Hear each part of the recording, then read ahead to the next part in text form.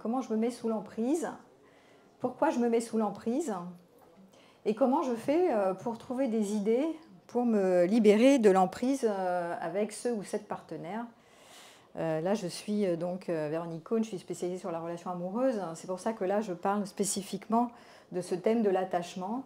Et là, on est sur un sujet où, dans votre vie, vous avez certainement expérimenté cette affaire de vous sentir piégé, coincé dans une relation où vous êtes surattaché et vous avez le sentiment d'être impuissant, mais en même temps de ne pas pouvoir vous en défaire. Voilà. Il y a comme une accroche, hein. C'est comme une souris qui est prise au piège et elle ne sait plus quoi faire, mais elle reste coincée, quoi. Voilà. Pourtant, vous êtes libre.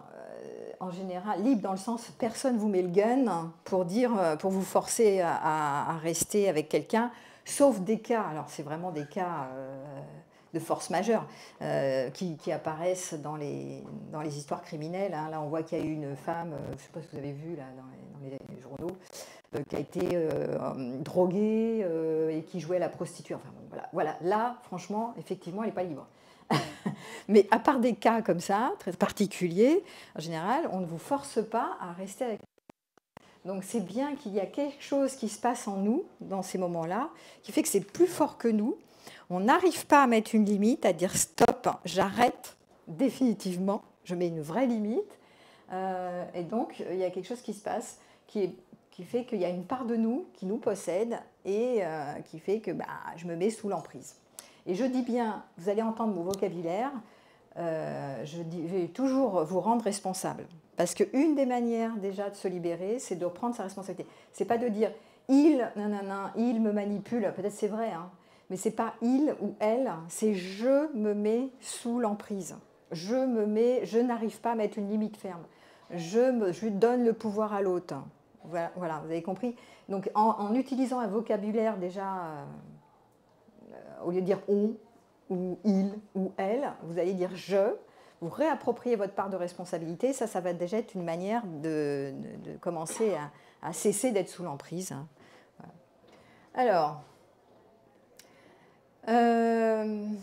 pourquoi, déjà, première question que je me suis posée quand j'ai commencé à travailler là-dessus, c'est pourquoi j'ai tendance à me mettre sous l'emprise. Parce qu'il y en a qui ne se mettent pas sous l'emprise d'un partenaire. Donc si vous êtes là, c'est que vous êtes peut-être, ou si vous m'écoutez, c'est que vous êtes peut-être concerné par ce sujet. Donc ceux qui ont tendance à se mettre sous l'emprise, ils ont souvent ce que j'ai écrit. Alors ce PowerPoint, vous le retrouvez, je vous le mettrai sous la vidéo. Ça, vous pourrez y avoir accès, ceux qui le souhaitent. Vous pourrez trouver les éléments, vous n'êtes pas obligé de noter. Donc en général, il y a une faible estime de soi. Et plus on est sous l'emprise, plus on reste sous l'emprise de quelqu'un, et plus notre estime de nous, elle diminue. Parce que ça, on n'est pas fier de nous. En plus, souvent, c'est des postures basses, hein, c'est des postures enfant-parent, hein, une posture d'emprise. Je donne le pouvoir à quelqu'un comme un parent fort, et moi, je suis la petite ou le petit qui est un peu écrasé. Hein, c'est des transactions parent-enfant. Donc, forcément, votre estime de vous, elle est un peu écrasée, quoi. Voilà. Et donc, ça renforce une faiblesse de l'estime de soi, de rester sous l'emprise. C'est très malsain, en fait. Hein. Voilà, donc, mais, en général, quand on est quand on a une estime de soi assez stable, on ne reste pas une éternité sous l'emprise de quelqu'un. On fait une expérience une fois, puis après c'est terminé, il n'y a pas de répétition de schéma. Parce qu'il y en a qui répètent en plus, hein. Il y en a qui font une fois, qui font plusieurs tours de manège pour se mettre sous l'emprise avec un partenaire. C'est extrêmement souffrant hein, d'être sous l'emprise de quelqu'un, c'est un cauchemar, hein. C'est l'enfer sur terre, hein, je vous le dis, hein, parce que je ne sais pas ceux qui sont passés par là, il y en a qui sortent de là, bon là je ne fais pas la conférence sur le PN, mais je l'avais déjà fait, il y en a qui sortent rétamés, hein, qui ne s'en remettent pas, hein, ils mettent des années à s'en remettre, hein, que ce soit avec un homme ou une femme, peu importe, hein, mais c'est vraiment un cauchemar, quoi. Ça peut aller très loin, hein, ça peut aller dans les somatisations, ça peut aller... ouais, je peux fermer. Alors, la tendance à se mettre sous l'emprise aussi, c'est parce que on ne sait pas ce qu'on veut vraiment, on n'est pas vraiment en contact avec soi. Plus on s'éloigne de soi, plus on est focusé sur qu'est-ce qui se passe chez lui, chez l'autre, chez les autres, qu'est-ce que les autres pensent de moi, qu'est-ce qui se passe là-bas. Plus on a un focus sur le monde extérieur et sur un partenaire, moins on est en contact avec soi, avec qu'est-ce qu'on veut pas, qu'est-ce qui nous fait du bien, qu'est-ce qui nous fait du mal. Donc en thérapie, on fait travailler les gens, moi je suis psychothérapeute, psychologue, on fait travailler les gens sur revenez sur vous, tout le temps, arrêtez de partir là-bas. Là-bas, c'est là-bas, parce qu'en général, les gens, la plainte, hein, quand les personnes arrivent en consultation avec des problèmes d'emprise, qu'est-ce qui se passe? C'est qu'ils n'arrêtent pas de se plaindre sur l'autre. Et il a fait ci, et elle a fait ça, et il n'aurait pas dû, et vas-y. Et alors, donc, c'est beaucoup de blâme, mais de blâme orienté sur le partenaire. Ça ne veut pas dire que c'est faux, mais pendant que je blâme l'autre, on le reverra, je ne suis pas du tout en contact avec moi. Je suis décentrée en fait. Je ne suis pas en contact avec qu'est-ce qui me fait du bien, qu'est-ce que je veux dans ma vie, et moi c'est qui suis-je et qu'est-ce que je veux. Je suis en contact avec il m'a fait ci. Je suis complètement hypnotisée en fait. Toute mon énergie et mon attention est partie là-bas sur qu'est-ce qui se passe dans ce partenaire et il m'a encore fait ci, il n'aurait pas dû, et téléphone à la copine, et t'as vu, il a fait ci, il n'a pas fait ça, il a fait ci, il a pas ça, ça. Et donc il y a une espèce de je m'auto-alimente sur l'autre. Pendant ce temps-là, je défocus de moi. Ça aussi, c'est un vrai problème. Donc, on fait travailler sur revenir, être en contact avec soi. Ça s'apprend. C'est un travail, ça. Voilà. C'est vraiment une construction. Pourquoi j'ai tendance à me mettre sous l'emprise? Parce que ça, c'est la racine de toutes les racines du mal. Parce que j'ai peur de la solitude. Parce que là, on est sur le thème de la relation amoureuse, le thème de l'attachement. Quand je me surattache à quelqu'un, quand je suis surinvestie dans une relation en excès, je vous passe d'un attachement malsain, hein, c'est parce que souvent j'ai peur de le perdre ou de la perdre. Et si au final, parce que bon, si je perds la personne, qu'est-ce qui se passe? J'ai peur de quoi, à votre avis? De la solitude ou d'être rejeté de cette personne, que ça se termine en cacahuète, quoi. Donc c'est-à-dire qu'à la fin, je ne sois plus dans sa vie. Et donc j'ai forcément peur de la solitude. Et quand vous... Alors là, je travaille en ce moment, je vais sortir une formation en ligne sur la peur de la solitude, parce que c'est un fondamental. Hein. Dans la relation amoureuse, si vous ne travaillez pas un jour sur la peur de la solitude, vous êtes cuit, c'est-à-dire vous passez à côté du sujet. Parce que toutes les problématiques de la relation amoureuse, la racine, c'est la peur de la solitude qui est mal gérée. Et quand vous vous racontez, vous êtes sous l'emprise et vous vous racontez l'histoire que vous gérez votre solitude, et moi je vous fais mon œil. Je dis arrêtez de vous raconter des conneries parce que c'est pas vrai. C'est une gestion de la solitude par défaut. C'est une gestion de la solitude, ok, parce qu'il y en a plein qui arrivent avec ça, qui me disent oui, mais moi, j'ai pas peur de le perdre, mais non, moi, j'ai déjà été seule dans ma vie, mais j'ai géré, j'étais célibataire, j'étais indépendante, ça allait bien, je comprends pas pourquoi, quand je suis en relation avec cette personne, je me mets sous l'emprise. Bah oui, mais parce que, en fait, non, ma chérie, tu ne gérais pas si bien que ça ta solitude, c'était un choix par défaut. Donc, tu vas rejouer toutes les problématiques de ton histoire d'attachement d'enfance avec le partenaire X, ça va se jouer dans la relation, l'agrippement. Ça ne va pas se jouer quand tu es célibataire, mais quand même, les périodes de célibat ont été quand même sereins peut-être, mais c'est un choix par défaut. C'est-à-dire il y a une hypnose quand même sur la relation, parce que dès que la personne repart sur la relation, elle repart comme en 14 avec toutes les blessures d'avant, toutes les blessures non traitées. Pourquoi j'ai tendance à me mettre sous l'emprise? Parce que aussi j'ai peur de ne pas trouver quelqu'un d'aussi bien qu'eux. Donc ça veut dire qu'il y a un phénomène d'idéalisation sur le ou la partenaire. Il y a quand même quelque chose de l'ordre de l'admiration ou de la fascination de je suis avec cette personne. Donc vous vous rappelez, hein, je me mets sous l'emprise quand je suis petit, et petit garçon, petite fille, c'est une part de moi, et que je vois l'autre sur un piédestal là-haut. Là. L'autre il est là-haut, c'est un grand-parent tout puissant, ou un parent qui va me donner de la réparation par rapport à mes manquements de l'enfance, et moi je suis une petite qui attend qu'à l'espoir que l'autre va donner. D'accord? Donc souvent quand je me dis c'est quand même pas sain de rester dans cette relation, mais j'y reste quand même, c'est parce que j'ai peur non seulement de la solitude, mais surtout de ne pas retrouver quelqu'un d'aussi formidable ou d'aussi bien qu'eux, où je ne trouverai personne. Donc, on retourne à la solitude. Je vais finir seule et je vais être malheureuse. Donc, de nouveau, il y a souvent cette cristallisation sur je ne suis pas quelqu'un qui mérite d'être aimé, de trouver quelqu'un, ou de vivre bien ma solitude. Donc, je m'enferme dans une emprise avec quelqu'un, dans un surattachement. Pour moi, c'est un surattachement parce que je me raconte des histoires. Parce que toutes ces croyances, j'ai peur de jamais retrouver quelqu'un d'aussi bien. Parce que, en général, quand on se met sous l'emprise, il y a des bons côtés, c'est-à-dire qu'il n'y a pas des bons côtés d'être sous l'emprise, mais la personne a des qualités. Et il y a des bons moments, tout le temps. S'il n'y a pas eu des bons moments au début, s'il n'y a pas, même dans les moments cauchemardesques, des bons moments, vous n'êtes pas maso, vous n'y restez pas.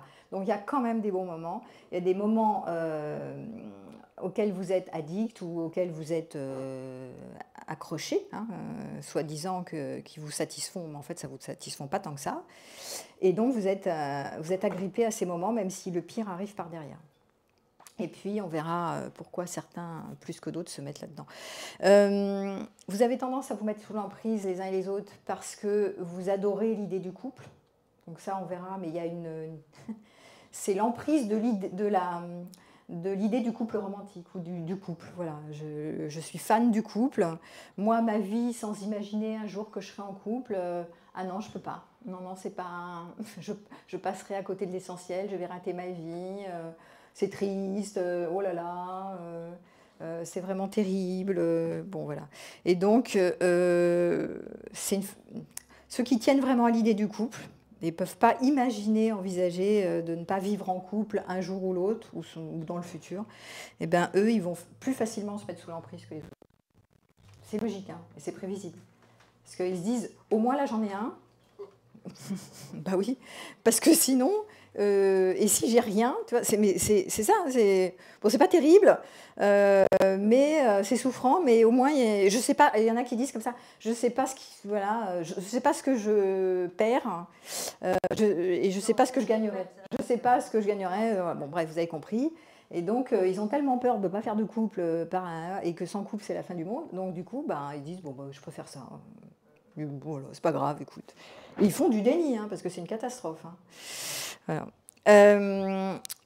Ceux qui restent dans des relations qui ressemblent à rien, c'est souvent, pas toujours, mais ils ont été familiers avec des relations parentales dysfonctionnelles. Donc il y a une familiarité, et donc ils trouvent, voilà, ça réactualise des choses de leur passé, du connu. Donc comme c'est connu, c'est normal, quoi. C'est normalisé et banalisé. Et c'est le problème, d'ailleurs, ça ne devrait pas être banalisé. Mais j'ai toujours connu ça, donc je sais que c'est pas terrible, c'est pas bien, mais presque c'est ça la normale. Et donc là, il faut attirer le regard, on le fait en thérapie, on dit non, c'est pas du tout normal, là, ce que vous vivez. Vous pouvez vivre mieux, vous pouvez vous débarrasser de ça. Après, on va voir comment on aide la personne à faire en sorte de se débarrasser de ces relations dysfonctionnelles. Mais au moins lui faire remarquer que non, c'est pas normal de se mettre sous l'emprise, de rester, de traîner dans des relations qui sont vraiment rudes, quoi. Un besoin constant d'être aimé ou d'être approuvé. Donc ça, on verra, ça va avec le schéma de la reconnaissance ou des carences affectives. Donc évidemment, les manquements de l'enfance vont dessiner des profils de personnalité qui vont avoir tendance à se mettre sous l'emprise. Plus vous avez été carencé, plus vous allez demander réparation en cherchant quelqu'un qui va vous choyer, vous couver, vous faire vous sentir important, vous valoriser, vous aimer, vous réparer, quoi. Voilà. Et ça, c'est le piégeux. C'est ça le piège. Romantisation des sacrifices. Oui, il peut y avoir une représentation. On travaillera à un moment donné dans cette conférence, je vous donnerai les croyances erronées, les croyances qui organisent le fait de se mettre sous l'emprise. Notamment, une des croyances, ça peut être quand je suis en couple, je me sacrifie, on sacrifie tout, on fait des compromis, c'est normal, il faut accepter parce que voilà, on fait des compromis, hein, après tout, sinon on ne fait pas couple, quoi. Hein. Et on donne tout. Voilà, puisque je suis en couple, je donne le maximum. J'entends beaucoup de femmes qui font ça. Je donne tout, tout donner, mon âme, mon cœur, au service. Je suis au service, ouais, c'est mon époux, je donnerai tout, et ce pour toujours. Donc c'est de la persévérance mal placée, c'est de l'altruisme mal placé, parce qu'on n'est pas dans le tout ou rien dans la vie. Et là, à tout donner, je perds tout. C'est-à-dire je me perds complet. Voilà, donc c'est très malsain en fait, et c'est les excès, c'est pas qu'il faut rien donner ni tout donner, c'est jusqu'où je vais pour être en couple, voilà, jusqu'où je sacrifie, jusqu'où, et j'ai plein d'exemples comme ça dans mes patientèles, où il y a plein de femmes et des hommes aussi, hein, qui ont donné un max parce qu'ils étaient tellement hypnotisés par l'idée du projet couple avec cette belle personne qu'ils ont rencontrée au départ, Je veux faire un projet couple, je veux faire un projet couple. Ah, c'est trop génial, oh là là, je suis emballée, pour une fois, je tombe sur quelqu'un de génial, je vais faire un projet couple. Donc, ils sont emballés par le partenaire, mais surtout par le projet couple. Et le projet couple, et certaines femmes, c'est projet couple et famille unie. On a les deux qui, l'une à côté de l'autre, c'est des associations. Donc du coup, il y a une accroche, et donc je construis dans ma tête le projet couple et avec la famille unie, et donc du coup, après j'accepte tout et n'importe quoi. Parce que je tiens à mon projet couple. Je veux pas j'ai tellement donné que je veux pas que ça s'arrête comme ça, donc je persévère et vas-y que je sors mes rames. Et des fois c'est tellement pourri, mais et il y a d'autres croyances aussi dans le style je persévère. C'est ah oui, mais on est là pour se faire grandir l'un l'autre, on est là pour se faire évoluer. Donc voilà, donc c'est normal. C'est bien d'ailleurs de persévérer dans une relation parce qu'aujourd'hui il y en a beaucoup qui prennent comme des Kleenex, qui prennent et qui jettent. Nous sommes dans une société, je vous dis un peu tout ce que j'entends, hein. Nous sommes dans une société de consommation, donc c'est bien d'être persévérant. Ça ne veut pas dire que c'est faux. Mais ça, dans des cas comme ça, quand vous êtes sous l'emprise de quelqu'un et que vous êtes dans une relation, que vous souffrez comme ça, ben non, là c'est pas vrai. Pour vous, c'est pas vrai. Pour vous, c'est de la persévérance mal placée. Donc vous allez vous convaincre que oui, c'est bien d'être au service, c'est bien de tout donner. Il y a des enfants, alors il y en a qui vont me dire ah mais il y a des enfants, donc on ne va pas faire tout exploser. La priorité c'est la famille. Donc il reste comme ça. Moi j'ai plein de cas comme ça, des femmes qui restent sous l'emprise et même des hommes des fois sous l'emprise pendant des années parce qu'il y a des enfants à la clé. Donc ils ne veulent pas faire exploser l'histoire, mais ils se maltraitent en fait. Donc les enfants sont témoins de maltraitance, de conflits, je sais pas. Le parent sera bougri, en fait, il sera tatine complet, voire il somatise. Donc, c'est pas cool comme modèle parental de voir les parents complètement ratatinés, en fait. Les traumatismes du passé, on répète pour soi-disant dépasser. Oui, l'espoir. Une des manières pourquoi on se met sous l'emprise, parce que souvent, on n'arrive pas à arrêter, parce qu'on a l'espoir que l'autre change, ou que l'histoire change. Que mon partenaire change parce qu'il fait des promesses, ou parce que des fois il peut me dire, ou elle peut me dire, ah mais oui, là je suis en train j'ai compris ce truc-là sur moi et tu vas voir, je vais changer. Ah oui, oui, c'est vrai, t'as raison. Surtout quand vous menacez de quitter quelqu'un, là, souvent ça peut bouger les lignes. La personne, votre partenaire, il peut dire, ah, là je t'assure, je vais changer. Ah oui, j'ai compris un truc et tout. Alors ça peut être vrai. Mais il faut tester, il faut donner une deadline. Parce que c'est je vais changer, hein, puis en fait, ça ne change pas vraiment. Donc là, avec l'espoir, le problème de l'espoir, je le dis souvent, mais je le redis ici, l'espoir, ça rend misérable. C'est l'espoir qui tue ici. Et souvent, les enfants qui ont eu des histoires traumatiques dans leur passé vont avoir l'espoir, plus que d'autres, que la personne change d'avis ou se transforme en une bonne personne, voilà, ou change de comportement, soit parce qu'elle le dit, soit parce qu'elle ne le dit pas, mais elle a quand même l'espoir que, voilà. Alors souvent j'entends, ça, notre amour, mon amour va... Alors ça c'est des trucs complètement délirants, mais ça, non, je vous le dis, hein, parce que j'entends ça, mais tout le temps. Je l'aime, donc mon amour va permettre, nous nous aimons, donc grâce à notre amour, ça va tout régler, ça règle jamais, parce que c'est pas un problème d'amour. Le mot amour, il faut que vous l'enviez de votre vocabulaire, ça ne veut rien dire du tout. Quand il y a des problématiques, par exemple, vous êtes un abandonnique, vous avez tendance à être dans le schéma abandon, vous vous accrochez à quelqu'un qui est complètement instable, non fiable et qui ne veut pas s'engager, par exemple, qu'est-ce qui va se passer? C'est que vous tapez dessus et vous allez vous raconter l'histoire que peut-être il va changer, peut-être vous testez une fois, deux fois, s'il ne change pas, il ne change pas. Hein. Donc arrêtez de vous raconter n'importe quoi. L'espoir, c'est l'espoir qu'un jour, ce partenaire que j'ai choisi, c'est ça qu'il faut comprendre, qui est le transfert de papa-maman, en fait. Hein, c'est comme si, par exemple, vous aviez un père défectueux ou une mère défectueuse, si vous êtes un garçon, c'est un complexe d'Oedipe. Hein. Si vous êtes une fille, vous êtes une femme, vous aviez un père défectueux qui n'était pas à la hauteur de vos attentes. Donc vous allez choisir un partenaire pour essayer de guérir ce truc-là. En vous disant peut-être celui-là, surtout au départ ça fait la sérénade, donc vous dites peut-être celui-là, ça va être top, enfin je vais pouvoir trouver le papa que j'ai pas eu, bon, ok, donc il y a espoir que. Et en fait vous vous retraumatisez. parce que vous prenez quelqu'un qui apparaît, en général c'est comme ça, à peu près similaire à votre père ou à votre mère, et donc vous reproduisez le schéma, vous resoumettez au schéma par exemple l'abandon. Je prends quelqu'un qui n'est pas capable de s'engager, donc je vais revivre l'abandon, et donc je me remets le couvert. Mais c'était dans l'espoir, c'est une tentative pour guérir, pour dépasser ce truc-là, avec cet homme qui ressemble à papa, mais je suis convaincue que peut-être avec lui ça va faire autrement, ça va faire une autre histoire. Mais bon, voilà, je choisis mal, quoi. Vous êtes en train de... C'est le recrutement, là, qui déconne. Mais oui. Mais vous ne vous rendez pas compte parce que, en fait, il y a l'état amoureux derrière. Donc, vous recrutez quelqu'un, vous avez l'espoir qu'il change, mais en fait, vous êtes amoureuse de ce partenaire inaccessible qui ne veut pas s'engager, parce qu'il y a plein de bons côtés aussi. Mais cet état amoureux, il vous nuit, en fait, parce que vous prenez des gens instables et vous reproduisez le schéma initial. C'est l'exemple de l'abandonnique, qui se remet dans le piège, en fait. Elle repart donc elle revit tout le temps, et elle ne peut pas le régler. Parce qu'on ne peut pas régler, on ne peut pas guérir comme ça en répétant les traumatismes du passé. Et là, je parle pour les femmes qui se mettent sous l'emprise, mais il y a des hommes aussi qui se mettent sous l'emprise des femmes, évidemment. Les croyances culturelles où les femmes se soumettent aux hommes. Voilà. Donc ça peut être aussi une aggravation du cas qui est... Mais ma mère, elle-même, était soumise à mon père et aux hommes, les sœurs, enfin les femmes de la famille ont tendance à être soumises et c'est normal, pareil, parce que c'est normal, donc on accepte tout et n'importe quoi, parce que c'est la norme du clan. Donc il y a souvent une loyauté aussi au clan, à la culture du clan, et souvent c'est pas questionné. Le problème c'est que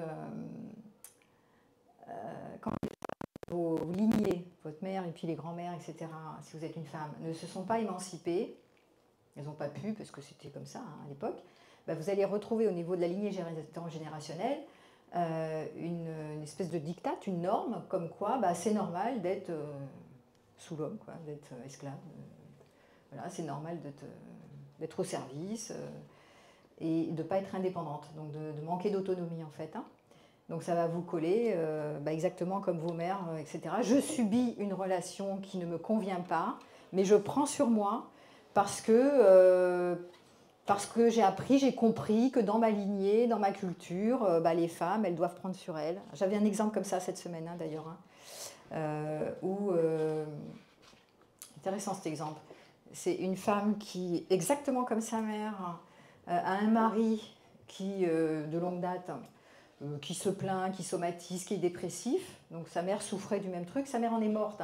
Sa mère, elle s'est mise la pression pour rester avec cet homme-là, son père.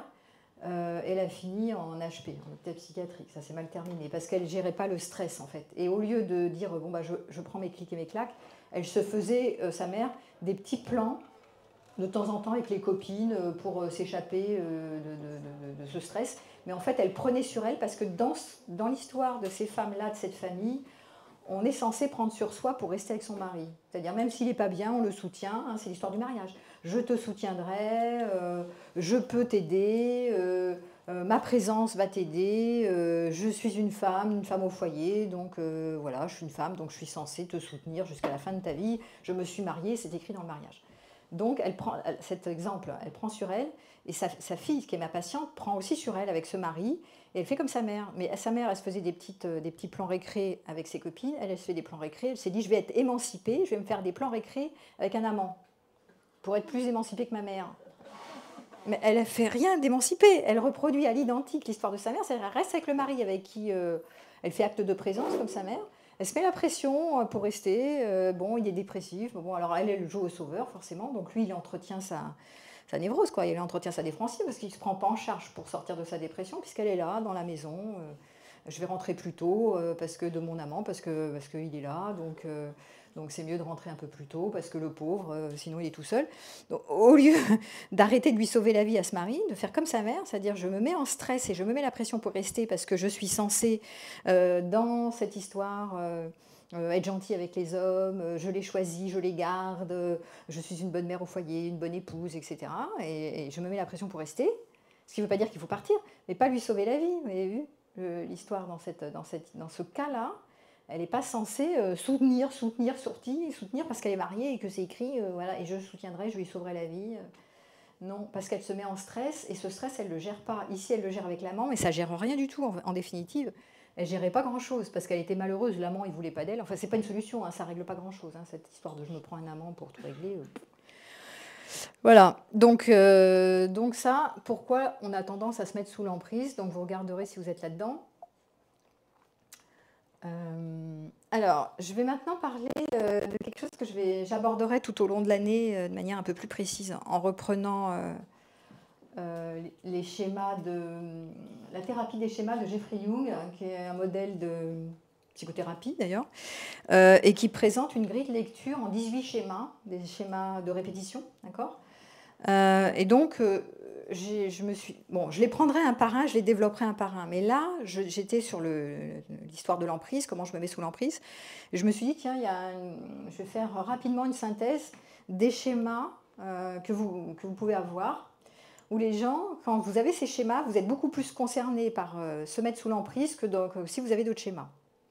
Et en général, ce sont des schémas qui appartiennent à la catégorie attachement, sécurité de l'attachement.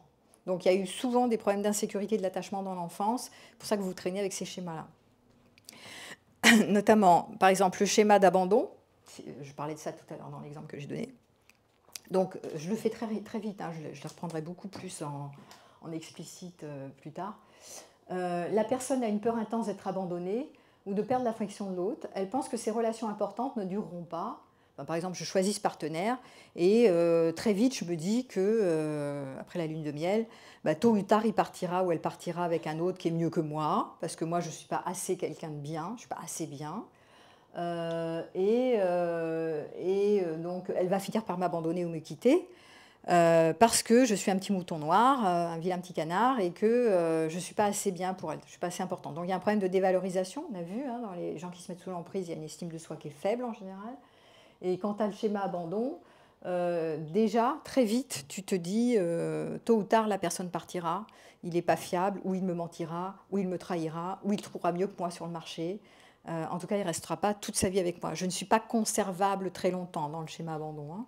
Donc ceux qui ont le schéma, facilement, ils vont se mettre sous l'emprise parce que pour éviter dans le futur d'être abandonné, on peut accepter une relation de domination parce que mieux vaut être avec cette personne que rien du tout. Ouais. Alors, si tu prends le... Vas-y. Ah, merci. Oui, vas-y, tu peux parler. Ah oui, ok. J'ai une question sur le schéma abandon. Les personnes qui sont abandonnées en enfance, on va dire, ce n'est pas les personnes qui ont peur d'être abandonnées après plus tard comme adultes, mais aussi elles peuvent abandonner le partenaire ou pas. Alors tu as deux manières de gérer, ça je verrai quand je développerai une conférence que là-dessus. Tu as deux manières, soit tu te reproduis, tu te reprends quelqu'un qui n'est pas très fiable, ou qui va te mentir, ou qui va te trahir, ou qui est narcissique, ou qui va regarder toutes les nanas, et qui va finir par te quitter parce qu'il est instable. Donc là, tu te remets dans le schéma, tu répètes, soit tu es branché évitement. C'est-à-dire que c'est toi qui prends le contrôle, donc ça c'est la contre-attaque. Je décide moi d'être au-dessus de la mêlée, et c'est moi qui abandonnerai la première, yes, je ne me ferai plus jamais avoir. Mais c'est malsain aussi parce que tu te retrouves tu triomphes dans la solitude. Donc c'est de toute façon, tu es dans le schéma. Que ce soit dans l'un ou dans l'autre, de toute façon, tu es toujours en référence au schéma abandon. Tu le fais par rapport au fait que tu peux te faire abandonner, mais c'est un système. Donc tout ce qui est systémique est malsain en fait. Voilà, mais là, quand je me mets sous l'emprise, je ne suis pas dans l'évitement, je suis plutôt dans je reproduis le schéma, hein, et je me choisis et je reste avec quelqu'un séduisant, charismatique, enfin tout ce qu'on veut, mais il a le contrôle sur moi. Donc je suis petite et lui c'est le parent, et moi je le regarde comme ça, avec béatitude. Il est formidable, bref.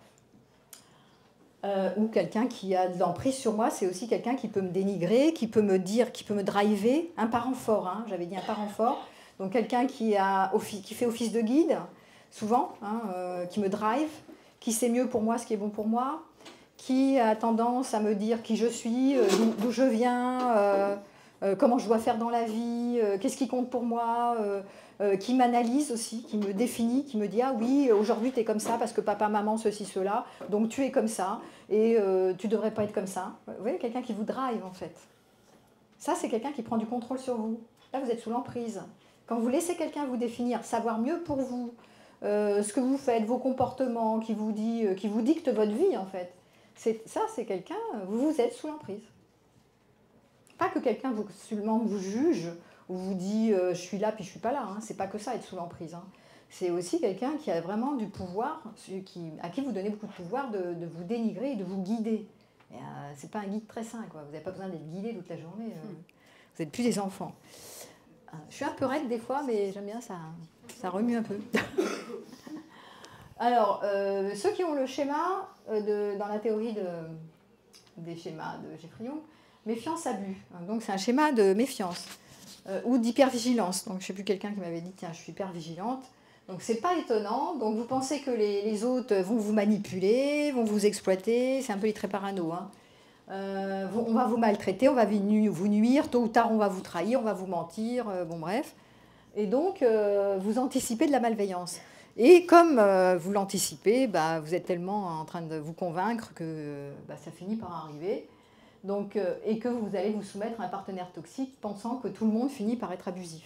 Donc c'est une manière c'est l'autoprophétie de conformité. Je me conforme à ce que je crois et je tourne là-dedans. La preuve, à la fin, la preuve, elle a les copines. La preuve, c'est vrai, regarde, il m'a trahi, il a regardé une autre, je le savais, de toute façon, tous les hommes sont infidèles, papa aussi, et tout. Et ils sont tous nanins, et voilà. Bon.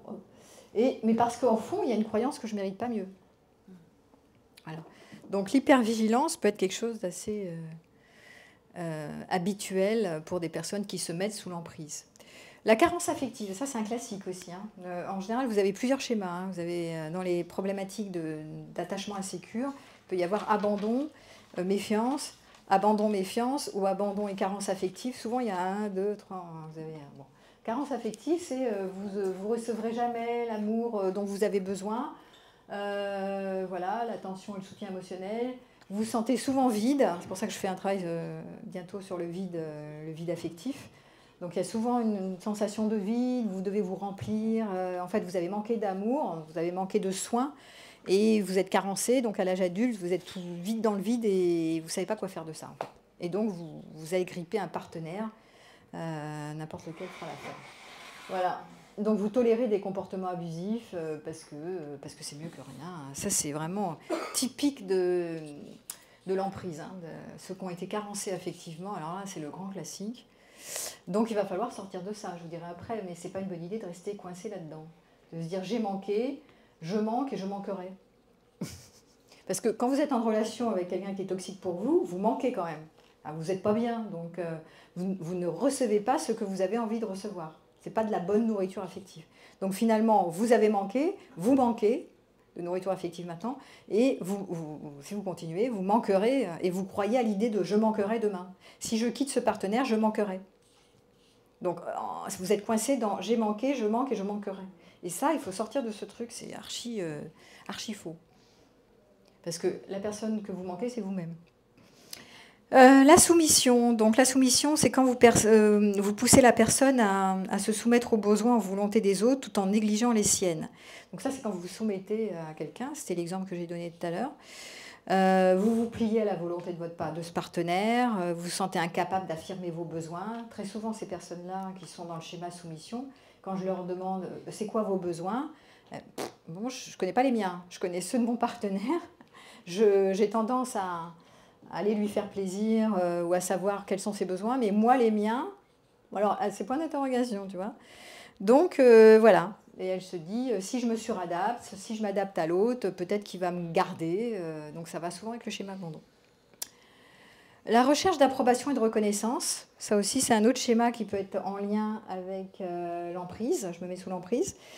C'est quelqu'un qui va chercher constamment l'approbation, la reconnaissance, la valorisation. Je me sens exister quand il me regarde, je me sens importante, sinon je ne me sens pas exister. Hein. Ça, c'est quelque chose, j'entends ça. J'ai besoin d'être importante pour quelqu'un. Il me faut quelqu'un d'unique, à qui je suis unique et spéciale, parce que dans ses yeux, j'ai de la valeur. Enfin, des trucs comme ça. Quand il me fait des compliments, ça y est, je monte au plafond, j'existe.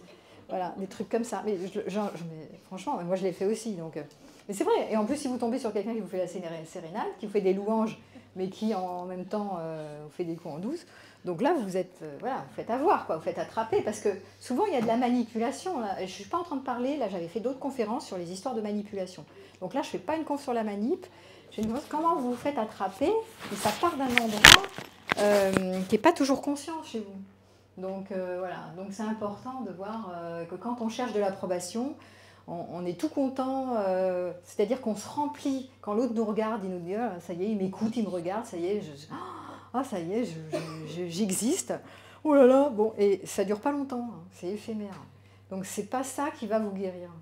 C'est vraiment pas quelqu'un à l'extérieur de vous qui va vous guérir d'un problème de valeur. Je crois que j'ai pas de valeur et je cours après la validation du monde extérieur et notamment d'un partenaire qui va me valider. Donc je dépends de son regard. Est-ce que ça va pas trop vite, c'est clair ça?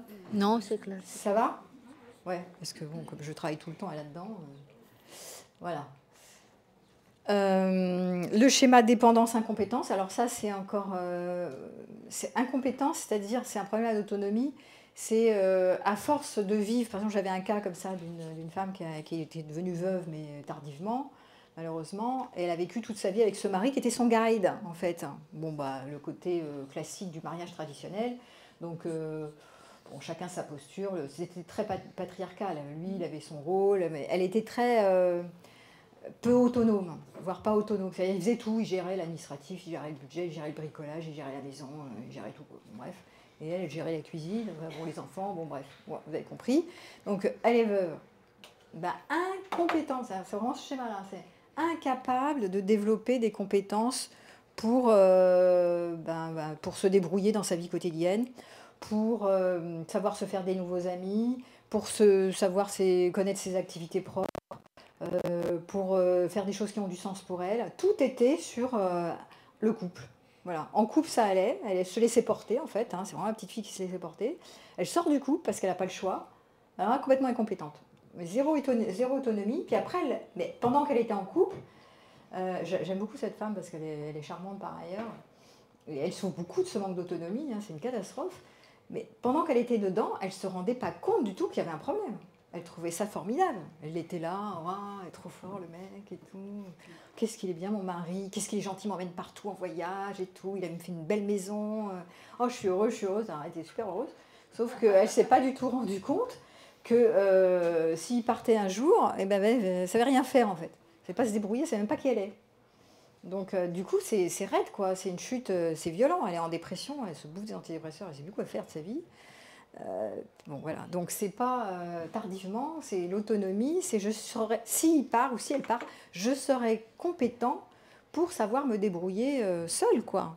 Pas que sur le plan financier, hein, sur tous les plans.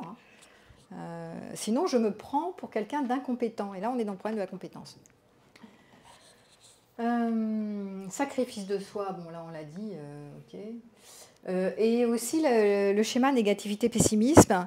Quand je me focalise sur les aspects négatifs de la relation, de la vie, je passe mon temps, ça c'est les gens qui sont pessimistes, ils passent leur temps à être tout le temps sur les situations difficiles, le verre à moitié vide. Donc j'ai une vision sombre des relations amoureuses.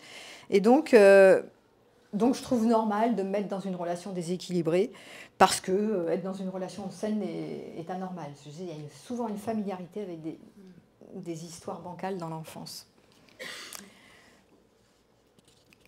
Alors, je vais aller jusqu'au biais cognitif, puis après je vous donnerai les pistes pour sortir un peu de l'emprise, là. Mais la plupart du temps, quand vous vous mettez sous l'emprise, quand vous donnez le pouvoir à quelqu'un, il y a des biais cognitifs. Des biais, c'est-à-dire des croyances, mais totalement erronées, qui sont des postulats qui ne sont pas remis en question. Alors, on va les discerner ici. Notre cerveau, il dit n'importe quoi. Hein. Nos pensées, on a des points de vue, des fois, mais qui sont vraiment débiles, hein, qui ne nous aident pas, qui nous mettent en vrac complet. Mais on y croit, on est persuadé que ceci est vrai. Alors, le biais de confirmation, par exemple, Je suis avec quelqu'un qui me fait pique-pan, quoi, qui me fait la vie. Mais je me dis, c'est normal. Je me dis, bon, bah oui, je fais du déni. Je vois que ce qui est positif. On l'a dans les deuils pathologiques aussi, ça. Hein. La personne, elle se souvient que des bons moments.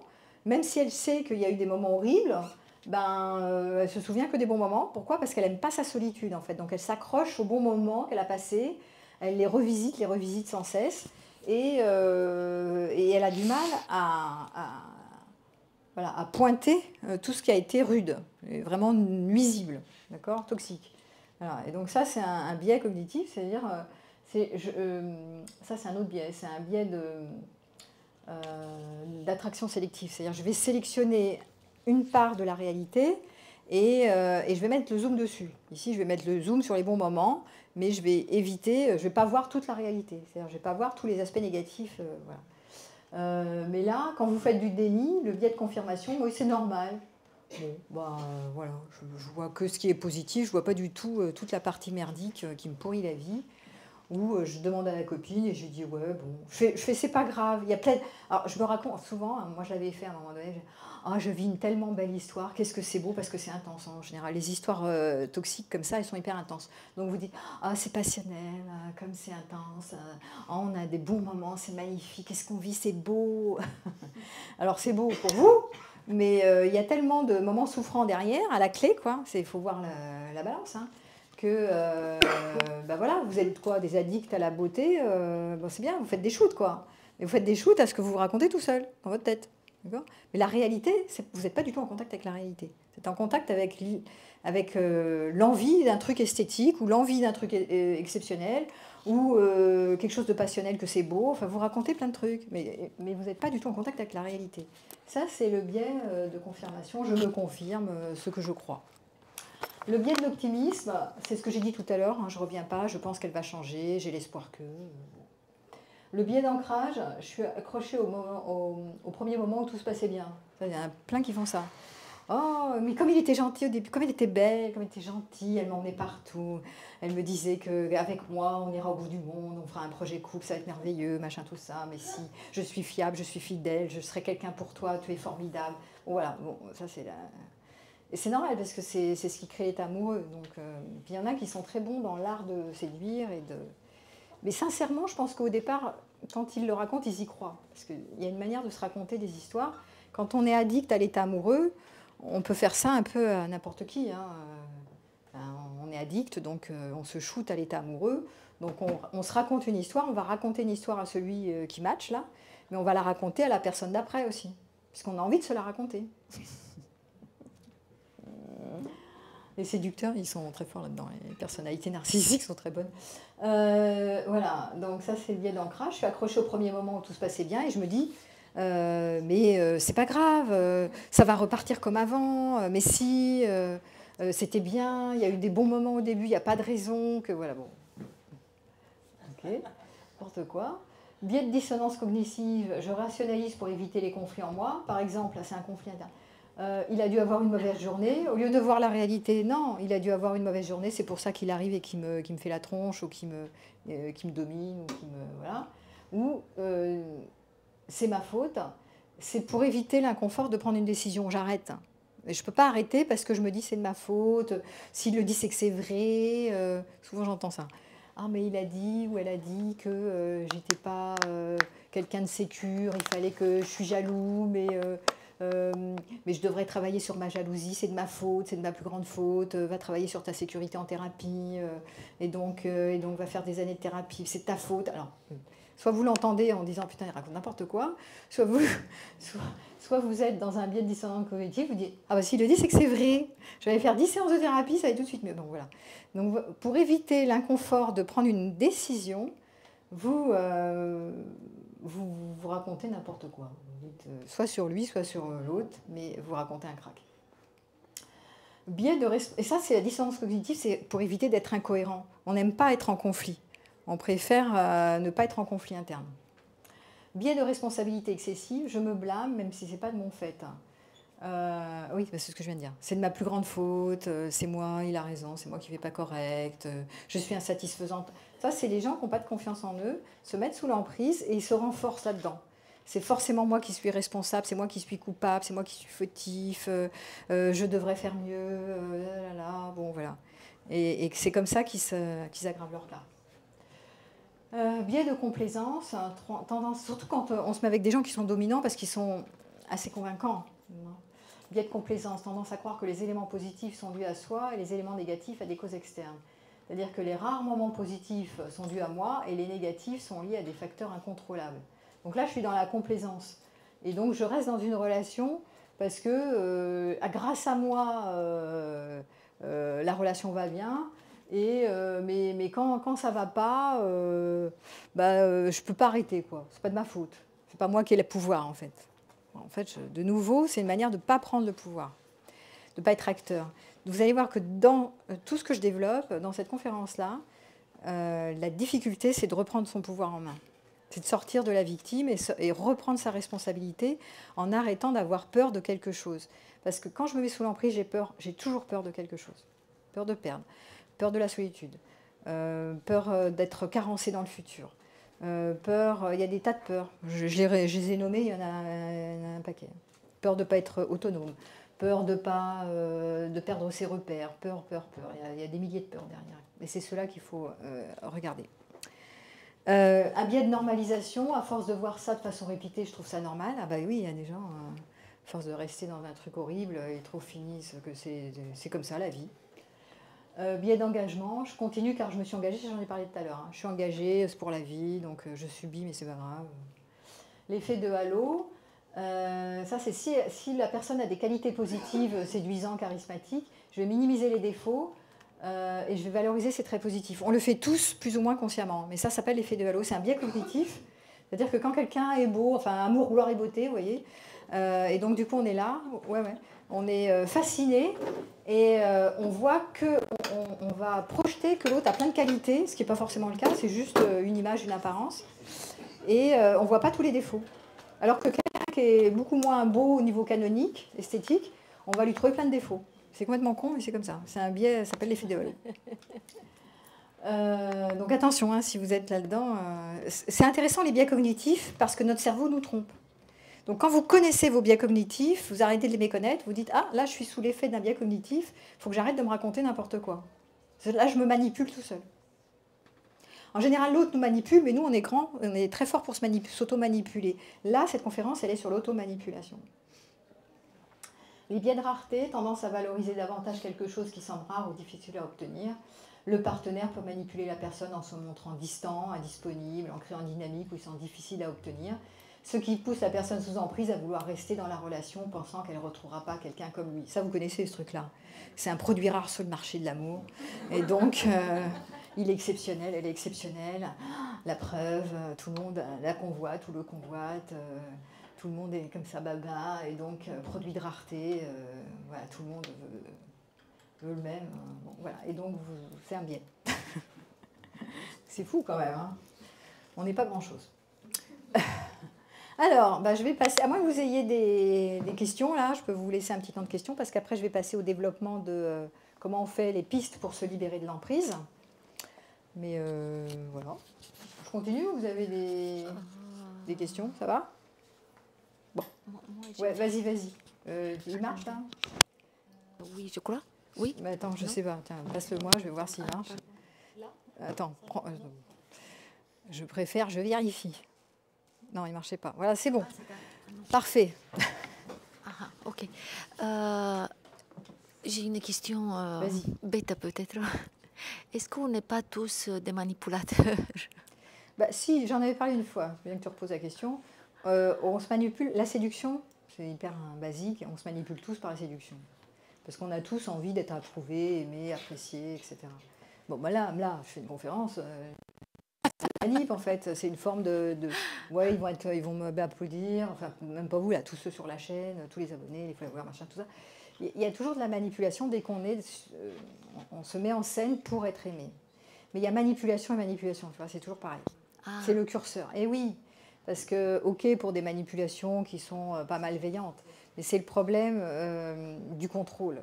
Je te manipule pour avoir le contrôle sur toi. Par exemple, il y a des profils de personnalité qui aiment bien avoir le contrôle sur les autres parce qu'ils montent en énergie. quand je sais que tu es dépendant de moi, alors moi, mon estime de moi, elle fait whoop, et moi, mon énergie, elle fait whoop. Tu vois, c'est les vers, voilà. Et du coup, toi, tu es petite et moi, ça me donne de l'importance. Donc, Voilà. Ça, c'est une manipulation malsaine, par exemple. Tant qu'on ne fait pas mal à l'autre, on peut manipuler. Oui, oui. Enfin, on passe son temps à se manipuler les uns les autres. Hein. Toutes les transactions commerciales, c'est de la manip. De la manipulation, on en fait tout le temps. Okay. La manipulation, la définition, c'est j'utilise une stratégie pour aller à mes fins. Oui. Alors, franchement... moi, je me sentais, par exemple, mal en utilisant des petites manipulations, mais maintenant, vous me rassurez. Mais oui, il y a manipulation. Après, il y a l'altruiste, si tu veux. Tu vois, l'altruiste, le généreux et manipulateur. Parce qu'il se rend indispensable pour se faire aimer. Donc c'est de la manip. Ah, okay. Donc il y a plein de manips non vues. Des tours de passe-passe comme ça, genre je suis gentille moi, regarde comme je te veux du bien. Et hop. Mais en fait c'est une manière de te mettre sous contrôle parce qu'après je me rends indispensable et après du coup j'ai le contrôle sur toi. C'est un exemple, mais des fois de la manip t'en as partout. Et voilà. Ok, merci. Ok. Je continue. Oui, est-ce qu'il y a... Vas-y. Vas-y. Non, c'est juste tout ce que vous allez dire. Ça, c'est les titres, les en fait. pistes. Ouais, je vais développer. D'accord. Et après, il y a d'autres choses ou pas juste oui, il y en a d'autres. Hein. D'accord, ok. Bon. Parce que j'ai un torticolis et en fait, non, comme ça, je sais un peu ce que c'est. C'est pour pas... pas besoin de... Non, mais en fait, moi, je tendance à lever la tête, ça me fait très mal. Pour être sûr que pas besoin. Je vais rester, mais c'est avec ça, je sais ce que c'est. Alors, reconnaître que je suis sous l'emprise. Déjà, petit 1. Parce qu'il y a beaucoup de personnes... Ça, c'est le 1 du 1. Il y a beaucoup de personnes qui sont sous l'emprise, mais qui ne le reconnaissent pas. Qui ne voient pas combien elles donnent de pouvoir à l'autre. Parce qu'elles trouvent ça normal au nom de l'amour. Au nom de l'amour, voilà, nous sommes l'amour, plus fort que tout, voilà. Ou le couple, comme je l'ai dit tout à l'heure, on n'envoie pas péter le couple comme ça toutes les 5 minutes. Oui, je suis quelqu'un de fiable, au nom de l'engagement, au nom de je ne sais pas quoi, de notre... de plein de trucs. Vous allez voir dans votre tête pourquoi vous êtes mis sous l'emprise. Dans un premier temps, la plupart des gens ne reconnaissent pas qu'ils sont sous l'emprise. Ils trouvent que c'est normal. Donc ils ne s'en rendent pas compte en fait. Il y a de la méconnaissance dans l'air, il y a du déni. Donc petit 1, je reconnais que... Alors comment on reconnaît qu'on est sous l'emprise ? Il y a plus de souffrance que de bons moments. Il y a du stress, mais du stress élevé. Du stress relationnel, émotionnel qui est élevé. C'est comme ça qu'on s'en rend compte, parce que s'il n'y a pas de stress, tout va bien. Hein. Même si je suis avec quelqu'un qui me manipule et que moi je fais ma life, je ne suis pas en stress. Donc c'est quand le stress commence... Ça ne veut pas dire qu'on doit avoir dans la relation, vous avez compris, mais entre un peu, beaucoup et je suis en surstress, là il y a un problème. Donc là vous pouvez commencer à vous poser la question, est-ce que je ne me suis pas mis sous le pouvoir d'eux, sous l'emprise d'eux. Donc c'est pas l'autre qui vous met sous l'emprise, c'est vous qui donnez le pouvoir. Personne ne vous met le gun, hein, on ne vous force pas à rester. Hein. Donc c'est forcément vous. Renforcer l'estime de soi. Donc ça va être... Vous avez vu que toutes les personnes qui sont sous l'emprise, qui restent sous l'emprise, et qui se font manipuler ou attraper, c'est parce qu'elles ont une estime d'elles-mêmes rabougrie. Elles sont persuadées que leur vie ne sera pas chouette sans, voilà, qu'elles ne méritent pas mieux que déjà c'est pas mal, hein, que déjà elles devraient être contentes, et qu'elles ne sont pas assez importantes, elles n'ont pas assez de valeur, elles ne sont pas assez bien, elles ne sont pas assez belles, intelligentes ou aimables, enfin pas assez bien sur le marché de l'amour. Voilà. Et donc je me la coince, quoi. Je me la ferme et je garde ce que j'ai, parce que je ne trouverai pas mieux. Il y a souvent vraiment ces personnes qui se mettent sous l'emprise, très peu de bienveillance avec soi. Donc on va travailler en thérapie sur ce qu'on appelle l'autocompassion féroce, c'est-à-dire vraiment d'apprendre à être bienveillant avec soi, de s'accepter avec ses qualités, ses défauts, ses forces, ses talents et ses imperfections, et pas exiger, se mettre la pression pour être différent. Parce que quand vous tombez sous l'emprise, la personne, souvent, elle insiste pour que vous changiez. Vous avez envie qu'elle change, mais elle a envie que vous changiez. Et elle va commencer à vous critiquer. Et vous allez prendre les critiques comme étant... Ah oui, si vous allez valider les critiques en disant « c'est vrai, je ne suis pas quelqu'un qui est assez, qui veut, par exemple, là, ce matin, c'était je fais pas je prends pas assez d'initiative avec toi. C'est toi qui proposes plein de trucs, moi je propose rien. T'es passif, quoi. Le mec lui reprochait d'être passif. Et elle, ça l'intéressait pas de voyager partout, de faire plein de trucs. Donc, bon. Et donc elle dit oui, c'est vrai, je devrais proposer plus de choses à cause de moi, machin, tout ça. Donc à un moment, il faut arrêter. Ou j'aime voyager ou j'aime pas voyager. Je vais pas me suradapter, faire des trucs pour l'autre alors que j'ai pas envie. Mais c'est comme si la personne qui n'a pas confiance en elle, elle se dit ah mais s'il le dit, c'est vrai. Il a raison, il faut que je fasse des efforts. Connaître ses valeurs. Alors, très souvent, les personnes qui se mettent sous l'emprise et qui sortent de là, elles ne connaissent pas leurs valeurs. Leurs valeurs, c'est qui je suis. Au fond, qui je suis, si je ne suis pas scotchée à cette personne. Si je ne me suis pas fondue dans le couple, en épousant les valeurs du couple. Parce que le couple, c'est féroce. Hein. Le couple, c'est on va partager un maximum de trucs. Il y en a qui veulent tout partager ensemble. Les fusionnels, ils veulent tout partager. Mais la représentation du couple, aujourd'hui, sociétalement parlant, c'est on va partager un max de trucs. On va faire des voyages ensemble, on va faire des activités ensemble, on va faire un quotidien ensemble, on va faire des tas de trucs ensemble, on va partager. Et les gens, ils vont en couple pour partager, avec une personne spéciale et unique. Et après, ils sont enfermés dans l'histoire du partage. Et après, ils s'étonnent qu'ils ne se connaissent pas. C'est-à-dire qu'ils ne savent pas, quand ils se retrouvent, par exemple, tu perds la personne, tu ne sais même pas qui tu es. Au fond, qui suis-je? Quelles sont mes valeurs propres? Si je n'épouse pas les valeurs de l'autre, ses goûts, ses couleurs, ses tendances, ses préférences, mais moi, je suis quoi et qu'est-ce que j'aime moi? Donc là, vous avez un travail, que vous soyez en couple ou pas en couple, ça n'a aucune importance. Vous avez un travail de découverte de soi, d'exploration de soi, de connaître vos valeurs, qu'est-ce qui fait sens pour vous, qu'est-ce que vous aimez, qu'est-ce qui vous porte, qu'est-ce qui vous transporte, qu'est-ce qui fait que vous, c'est vous. Donc de vous différencier de votre partenaire, au lieu de l'épouser en disant « Oh, au nom du partage, je vais faire des tas de trucs avec lui, avec elle, et donc nous voyageons tout le temps, ensemble, c'est merveilleux, c'est magnifique. » Ouais, en fait, vous ne faites même pas des trucs pour vous. Vous ne savez même pas si ça vous plaît. Vous faites avec l'autre, parce qu'il faut faire avec l'autre. La représentation du couple, c'est on fait avec. Hein. On veut partager tout avec l'autre. C'est très malsain. Hein. Donc, apprendre, que vous soyez en couple ou pas, je répète, hein, parce que ça, c'est un fondamental pour sortir de l'emprise, apprendre à connaître ses valeurs, c'est vraiment essentiel dans la vie. Mes valeurs, c'est qu'est-ce qui me porte, qu'est-ce qui fait sens pour moi, qu'est-ce qui me donne de la passion interne, hein, qu'est-ce qui me passionne et qui n'a rien à voir avec le partenaire. Alors, ça peut avoir à faire avec lui ou pas. Mes goûts, c'est mes goûts. C'est important de savoir se différencier de l'autre. L'autre, c'est toi, tu as tes goûts, tes couleurs, et moi, c'est moi. On n'est pas obligé de tout partager. On peut avoir des mêmes goûts et on peut avoir des goûts différenciés. Et vos goûts différenciés, c'est votre tonalité, c'est votre singularité. Donc, tenez à découvrir qui vous êtes. Prenez du temps. Le temps, c'est la ressource la plus précieuse. Si vous passez votre temps à rien foutre, c'est-à-dire à être soit il faut que je trouve quelqu'un, ou à partager tout avec quelqu'un, ben, vous ne prenez pas de temps pour vous explorer. Vous ne savez pas qu'est-ce qui fait que vous, c'est vous. Mais c'est malheureux, en fait. Hein.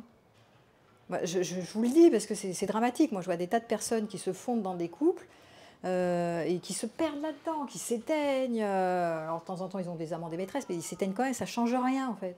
Ils ne savent pas quelles sont leurs valeurs. Voilà, ils ne se connaissent pas. Et comme ils ont une estime d'eux-mêmes complètement ratatinée, eh ben, du coup, ils ne connaissent toujours pas leurs valeurs. Donc, c'est un travail, hein, le travail des valeurs. Alors, je vous ai donné à la fin du PowerPoint, que vous retrouverez sous la vidéo, la bibliographie, les vidéos à écouter, voilà, pour travailler sur les valeurs. La recherche de ces valeurs, découvrir qui je suis, ça c'est un vrai travail de thérapie. Hein. Souvent les gens ils arrivent avec des problèmes relationnels amoureux, je suis sous l'emprise, machin et tout, j'arrive pas à m'en sortir. Au final, ils se terminent avec la recherche de leurs valeurs. Découvrir qui je suis, ça devient le contrat de thérapie. Tu vois. Donc on voit qu'on passe du symptôme à vraiment être en contact avec soi.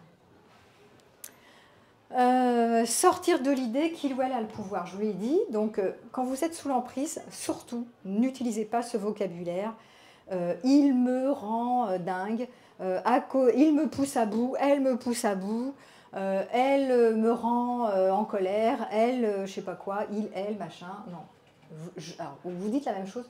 Je me blesse avec l'autre, je me rends triste avec l'autre. Vous parlez de vous. Ce n'est pas l'autre qui a le pouvoir, c'est vous qui donnez le pouvoir à l'autre. Tout le temps. L'autre n'a pas tant de pouvoir que ça. Il a le pouvoir que vous lui donnez. Prenez vos exemples. Vous en avez des exemples où vous parlez? Parce que la plupart des gens, ils parlent comme ça. Le vocabulaire, quand ils sont sous l'emprise, c'est il me manipule, il me ment, il me trahit, il m'a déjà trahi, il va me la refaire, voilà. Et je ne peux pas faire confiance, et donc je suis sous l'emprise. Ben, tu n'es pas sous l'emprise, il te ment, qu'est-ce que tu veux, quoi? Qu'est-ce que toi tu veux? Ou qu'est-ce que tu veux pas? Donc là, c'est une question. Enfin, l'autre, il fait sa vie, en fait. Hein. Bon, ça va? Vous n'avez rien à dire là-dessus? C'est surprenant, en général. Non? Il n'y a rien à dire. Bon, pas grave, je continue. Rompre l'isolement. Donc, alors là, c'est quand vraiment vous êtes sous l'emprise et qu'à force de faire tout à deux, vous ne faites plus rien avec les autres. Donc, vous n'avez plus d'amis, pas beaucoup. Il y en a plein. Moi, j'en ai plein dans ma clientèle. Je suis surprise de voir le peu des gens bossent. Alors, ils bossent, ils ont des gosses, ils font des trucs comme ça. Mais ils ont très peu développé leur tissu relationnel amical. C'est très curieux, je trouve. C'est vraiment un truc, moi, ça me surprend de voir combien les gens qui sont en plainte amoureuse, en fait, ils éteignent, enfin, je sais pas, d'un coup, ils avaient des amis quand ils étaient ados, je sais pas, puis d'un coup, paf, on est en couple, on a une famille, nos amis, ouais, il y en a un peu, mais pas tant que ça. Et ils développent pas exprès, volontairement, leur tissu amical, leur tissu relationnel. Ou alors, ils ont les amis du couple. Hein. Mais, de nouveau, vous, c'est vous, l'autre, c'est l'autre. Donc, vous avez intérêt, si vous voulez gagner en autonomie pour avoir confiance en vous, à développer votre tissu amicalité. Mais ça ne dépend que de vous, ça c'est des actes volontaires. Qu'est-ce qui vous en empêche? Ça prend du temps. Après, il faut oser y aller, mais personne ne vous empêche de vous faire des amis dans l'année qui vient. Des nouveaux amis. Vous n'avez pas en avoir 50. Mais au moins de développer, et c'est souvent à travers les activités que vous choisissez. Non seulement vous développez des activités en disant tiens, je vais aller essayer du chant, là c'est la rentrée. Je vais aller faire du chant, de la danse, je ne sais pas quoi. Faites ce que vous voulez, du kayak, du sport, ce que vous voulez. Et là-dedans, vous allez rencontrer des nouvelles personnes, probablement, si vous y restez. Donc développer, mais ça doit être volontaire. Parce que sinon, vous avez le couple, une fois un homme, une femme, bon d'accord, et tout le reste, c'est dévalorisé. C'est une erreur, mais c'est une erreur. On se met sous l'emprise parce qu'on n'a pas assez de... On n'a qu'un point de vue et on n'a pas d'ouverture vers le monde. On n'est pas curieux du monde, on est curieux de le couple, alors lui, elle, moi et lui ne font aucun. Et on tourne en boucle là-dedans, on s'enferme dans une histoire à deux, alors que le monde vous attend. Mais le monde, il y a un univers, c'est juste que vous êtes focusé sur toi et moi ne faisons qu'un. Oui, tu veux parler? Oui, encore moi. Vas-y. Ce que je comprends là, peut-être c'est moi, je crois, que je comprends mal, c'est que... Je vais reformuler. Ah, pardon. On t'entend pas, mais attends, tu peux prendre ce micro si tu veux. Ah oui. Pardon. Vas-y. Donc, ce que je comprends, c'est que là, de ce que vous parlez, c'est que les gens, ils savent qu'ils sont sous l'emprise, mais ils sont dans le déni. Oui. Ils savent, mais y en a qui le savent. Ils ne le reconnaissent pas. Oui, il y en a qui le reconnaissent quand même. Hein. Au bout d'un certain temps, il y en a qui disent ouais, là, je donne beaucoup le pouvoir à l'autre. Moi, je dirais qu'il y a beaucoup de monde qui ne savent même pas, qui ne sont pas capables de se rendre compte qu'ils sont sous l'emprise. Donc, ils ne peuvent pas reconnaître... oui, c'est le 1. Postulat 1, je reconnais que je suis sous l'emprise. Oui, là, ils ne peuvent pas faire ça. Et s'ils ne peuvent pas aller plus loin. Oui. C'est le 1, après tu as le reste. J'aimerais savoir comment... Comment on fait pour reconnaître?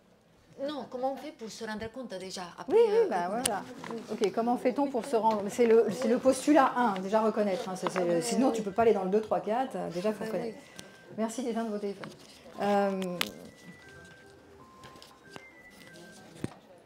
10 pompes. 15.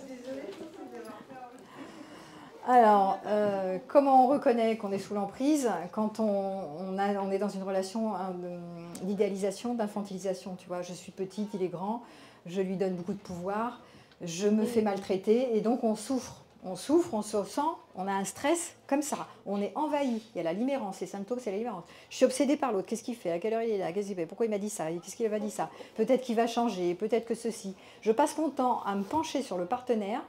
J'avais fait des articles sur la limérance. La limérance, je suis obsédée par l'autre. Je pense qu'à ça.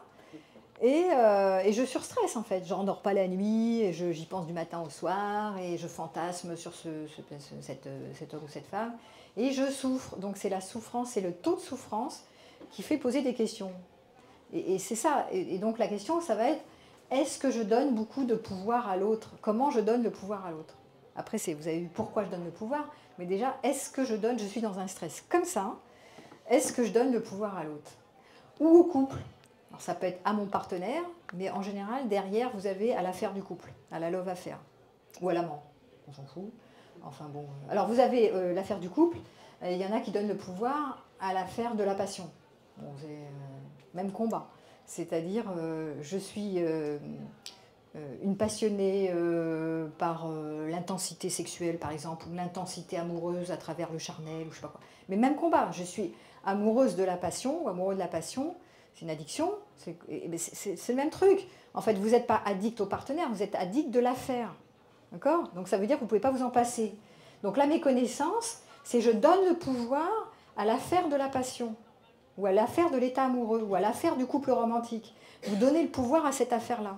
Vous ne donnez pas le pouvoir à un partenaire. Arrêtez de vous bloquer sur le partenaire en prenant son nom. Arrêtez d'être dans le contenu. Parce qu'il y a un truc qui va m'agacer souvent, c'est « et il a fait ça, et Gérald a fait ça, et il n'aurait pas dû faire ça, et il est maladie, et il est comme ci, il n'est pas comme ça, et Gérald ceci, et Gérald cela ». On est content. Arrêtez de bloquer sur Gérald. Reprenez votre pouvoir en regardant que c'est vous qui êtes complètement fixé sur l'affaire de la passion, l'affaire de la sexualité ou l'affaire de l'histoire d'amour romantique, du crush. Donc c'est ça le truc. Ouais, vas-y, tu peux passer le micro, je sais pas. Oui, pardon. Oui, c'est bon. C'est allumé, c'est bon? Je sais pas, ça marche comme ça. Tu l'as pas touché? Je sais pas, j'ai jamais vu un micro aussi petit que ça. C'est bon. Je parle où, là, comme ça? Là, je m'entendais là, comme ça? Ça s'entend? Attends, tiens, il est sur c'est un enregistrement. Ouais, alors oui, donc justement, avant que vous répondiez, j'avais envie de répondre à l'ami devant. Enfin, je dis c'est la souffrance, mais là où je m'éloigne un peu de votre réponse, en tant qu'éprouvée, pas forcément de la situation. En fait, oui, il y a une souffrance et c'est ce qui va peut-être nous pousser à consulter. Oui. Le problème, c'est que vous vous rendez compte qu'il y a une souffrance parce que tu es omnibulé par la personne. Sauf que quand tu es la personne qui souffre, justement, cette omnibulation, c'est ton coin chéri. Tu vas le protéger en disant parce que je suis dans une idéalisation. Oui. Donc, quand je vais aller voir, notamment éventuellement que je fasse la démarche, je vais dire voilà, je suis triste, mais je ne vais pas nommer le problème parce que pour moi, il n'existe pas. Je vais l'omnibuler. Donc, en fait, je peux très bien me retrouver à être traitée pour dépression, etc. Parce que je l'aurais caché, je n'aurais même pas évoqué cette omnibulation. Donc, en fait, la question que je voulais vous poser, c'est est-ce qu'il y aurait des psychologues comme médecins généralistes qui viennent là, qui vous disent écoutez, ne faites pas vous les diagnostics, mettez-nous tout à plat et moi, on vous dirait là où ça... Est-ce que ça existe Par exemple, j'arrive dans une plainte comme ça. Tu arrives en consulte, tu dis je suis triste parce que cet homme ne fait pas ceci, cela, ou il est dépressif, ou je suis triste parce que ça ne marche pas comme je veux. D'accord ? Ça ne suffit pas. On va aller creuser sur c'est quoi l'élément déclencheur de ta tristesse. C'est quoi qui fait que tu es par terre en fait. En général, il n'y a pas que de la tristesse, il peut y avoir de la peur et de la colère. Souvent de la peur. Hein. Sous l'emprise, tu as de la peur. Peur de perdre quelque chose de bon. Donc on va creuser. C'est pas juste, ça suffit pas si tu veux, tu vois. Donc je sais pas comment. En fait, vous êtes quoi? Parce qu'en fait, pour dire, il y a des psychologues qui sont spécialisés dans la psychanalyse. Ils vont orienter sur le mère, la mère ou le père. Il y a d'autres qui sont plus orientés sur les TOC, enfin les thérapies comportementales. Et ça dépend des orientations. Mais justement, est-ce que c'est quoi le psychologue qui serait à la base? Est-ce qu'il y a une dénomination, enfin un psychologue généraliste, quoi, en fait? Non. Après, il y a des. Alors, il y a plus. Ça, tu rentres dans quelque chose qui est intéressant aussi, mais qui est un autre sujet. Qui est vers qui je vais m'adresser si je veux consulter. Vous avez plusieurs types d'orientation de psychothérapie. Vous avez les TCC, les thérapies brèves, avec l'hypnose, avec le MDR aussi, ça peut être assez bref. Vous avez, moi je suis plutôt de la thérapie brève. Il y en a qui font des thérapies beaucoup plus longues, comme la psychanalyse. Mais en fait, des fois, ça convient à quelqu'un, ça ne va pas convenir à l'autre. Et puis, il y a 70% des réussites de l'efficacité qui vient sur le feeling que j'ai avec le lien transférentiel. Donc, soit je fais affaire, soit je ne fais pas affaire. Et souvent, moi, quand je vois les personnes une fois, très souvent, je les vois qu'une fois, je les oriente après. Vu ce qui se passe et vu ce que j'ai compris, en général, je fais un diagnostic Et je dis, tiens, là, franchement, vous feriez bien d'aller voir telle personne parce que là, c'est franchement adapté à votre problématique. Mais encore, faut-il faire un diagnostic, tu vois, assez précis. Et tous les psychologues ne le font pas forcément. Tous les psychologues ne le font pas forcément. Ils essaient de résoudre avec les moyens qu'ils ont. Chacun a son style, en fait. Chacun, voilà, il faut déjà avoir le fit avec la personne que vous voyez. Et c'est vrai que pour moi, une des choses, et ce que je dis souvent, le plus important, c'est voir à quel endroit c'est le problème. Tu vois, là, le problème, tu as vu dans tout ce que j'ai déroulé, on va voir s'il y a eu des carences affectives dans l'enfant qui fait que, par exemple, je suis en carence ou j'ai le schéma abandon, qui fait que je m'agrippe et je me refais abandonner et j'ai pas de confiance en moi. Donc on voit comment la personne, elle rejoue des trucs. Ça se voit très vite, des fois près au premier entretien. Et là, on peut commencer à dire, tiens, voilà tel travail qu'il faut. Voilà, le plan thérapeutique, ça se dessine comme ça. Ou c'est la peur de la solitude, où la personne se raconte des conneries, ou c'est le couple, souvent c'est le projet couple. J'ai tout fait pour être en couple, si je ne suis pas en couple, ma vie est ratée, ma vie n'a pas de sens, vive le couple, donc mon couple, oh là là, bon voilà, des trucs comme ça, mais ça se voit quoi, enfin, ça se voit, ça s'entend, tu vois, donc du coup, voilà, mais j'ai pas d'orientation miracle. Après, il faut tester des trucs, c'est comme les médecins, c'est comme tout en fait, tout ce qu'on fait. Voilà, alors je continue. J'étais sur sortir de l'idée qu'elle a le pouvoir. Et pour cela, c'est le travail qu'on fait en thérapie, le changement il se fait à petits pas, on ne change jamais du tout au tout. Donc en général, la personne qui donne le pouvoir à l'autre, elle croit qu'elle ne l'a pas elle. Elle n'est pas capable d'être autonome affectivement, elle croit que sans le couple, ça va être, sans ce partenaire, elle s'en sortira pas bien, elle n'a pas de repère. L'inconnu fait peur, elle n'a pas de repère autre que ce qu'elle connaît. D'accord ? Et donc du coup, c'est comme dans les TCC, on va faire des petits plans d'action, voilà, des petits pas en disant tiens, voilà, qu'est-ce que tu peux faire pour toi, te mettre des nouveaux repères dans ta vie pour être plus autonome. Donc il faut expérimenter, il va falloir faire des expériences sur lesquelles je ne dépends pas de l'autre pour me rendre heureux, pour me rendre la vie belle. Alors par exemple, ma patiente de ce matin, par exemple, elle était vraiment dépendante, elle, pour le coup. Elle était dépendante à l'idée de la cellule familiale unie et ce pour toujours. Et donc, son mec, finalement, au bout de 20 ans avec des gosses et tout, il finit par la tromper avec, bref, et partir avec une autre. Et donc, elle travaille avec lui, elle fait tout avec lui, d'accord ? On a le cas. Et donc, du coup, la chute, quoi, vertigineuse, elle s'y attendait pas, c'était pour la vie, elle avait écrit pour la vie. L'engagement, pour la vie, voilà, hop. Et donc là, elle était noyée, quoi, quand je l'ai vue couler, noyée, c'est normal. C'était toute la construction dans son esprit, la construction, ma vie de couple pour l'éternité, j'ai signé. Ça se passait pas si mal que ça, mais lui, au bout d'un moment, le désir, bon, et donc il est parti sur une autre. Bon. Ok, la chute. Et donc, tous ces repères s'effondrent. On est vraiment sur le couple-mariage, tous mes repères s'effondrent. Et le père s'en va, et la fille, et machin, bon bref, comment je vais faire avec ma fille et tout. Bon, voilà.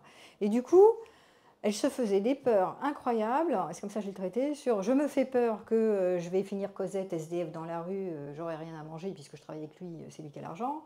Je me fais des peurs parce que comment je vais faire s'il n'y a plus la cellule familiale unie, il n'y a plus rien dans ma vie, il n'y a plus rien qui se tient, plus rien qui est vrai, rien n'existe autre que la cellule familiale unie. Donc elle s'était complètement perdue là-dedans. Et ça s'expliquait, et c'est ce qu'on fait en thérapie, on voit pourquoi la personne tient absolument à ce truc-là. On est dans des trucs de survie en général. Et donc, voilà. Et donc, petit à petit, ce qui a été triomphant pour elle, pas mis très longtemps, elle a mis 3 mois quand même, de faire des tout petits pas en disant tiens, mais je vais faire quelque chose pour moi, qui est en rapport avec la spontanéité, plutôt que de vouloir tout contrôler par la famille unie, l'engagement, le projet couple. Ça, c'est une manière de vouloir contrôler la vie. Je veux contrôler en me mettant des projets dans tous les sens, des objectifs à atteindre, d'accord ? Là, au lieu de se mettre des objectifs à atteindre qui ne dépendent pas d'elle, ici, elle se met des petits objectifs pour elle, c'est-à-dire retrouver la spontanéité et le contact à l'enfant libre. Oh, je vais aller au théâtre, je vais faire un cours de théâtre, je vais voir ce que ça donne. Oh, je vais aller refaire de la boxe, je vais prendre du temps pour moi, puisque finalement, il garde la petite, il garde sa fille une fois tous les 15 jours. Oh, je vais faire des trucs, tiens, je vais explorer des trucs. J'avais dit, mais il faut travailler avec qu'est-ce qui te fait du bien, qu'est-ce qui te met dans le confort, qu'est-ce qui te fait du bien à toi, comment tu peux te découvrir, des toutes petites choses. Et ça ne va pas changer, c'est pas ta vie. Mais petit à petit, mis bout à bout, en faisant des petites choses comme ça, tu gagnes des nouveaux repères et tu reprends confiance en toi et que tu gagnes en autonomie. Vous avez vu ? En fait, c'est une transmutation, mais qui se fait vraiment, qui se distille, quoi. Ça se fait pas, et ça va pas se faire en 2 minutes. Après, elle va déménager, il va falloir qu'elle se trouve son... Mais elle prend confiance en elle parce qu'elle sait que ses appuis, c'est à l'intérieur. C'est pas le projet couple qui va être une garantie, je sais pas quoi, de je sais pas quoi. Bon. Donc après, il faut faire des expériences. Et c'est parce que maintenant, elle commence à faire des expériences pour elle, où elle se consacre du temps et qu'elle fait des trucs sympas pour elle et qu'elle prend des nouveaux repères qu'elle va mieux. Et qu'elle sort de ce truc, la famille unie pour la vie, sont ses amis pour la vie. Bon. Tant que je ne sais pas là, voilà. Tant que je ne sais pas véritablement que je pourrais être bien sans cette personne, je ne pourrais pas me libérer. Il faut absolument que je sois convaincue, mais il faut mettre un plan d'action pour que je vérifie dans l'expérience, dans mon vécu, que je l'éprouve, que je peux me libérer de la personne et que tout ira bien. Je ne suis pas en danger sans cette personne. Cette personne n'est pas unique. Et s'il n'y a personne d'autre, c'est pas grave. Moi, je vais aimer la vie à travers plein de choses. Il n'y a pas qu'un homme ou une femme pour vous rendre heureux dans la vie, n'empêche. Bon.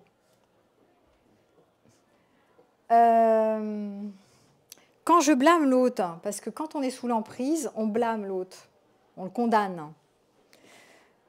C'est un classique, dans les moments de deuil, je blâme, je passe mon temps, puis je vois, vous reprenez à nouveau, il y a des gens qui se mettent sur site, là, parce qu'ils font du remplacement.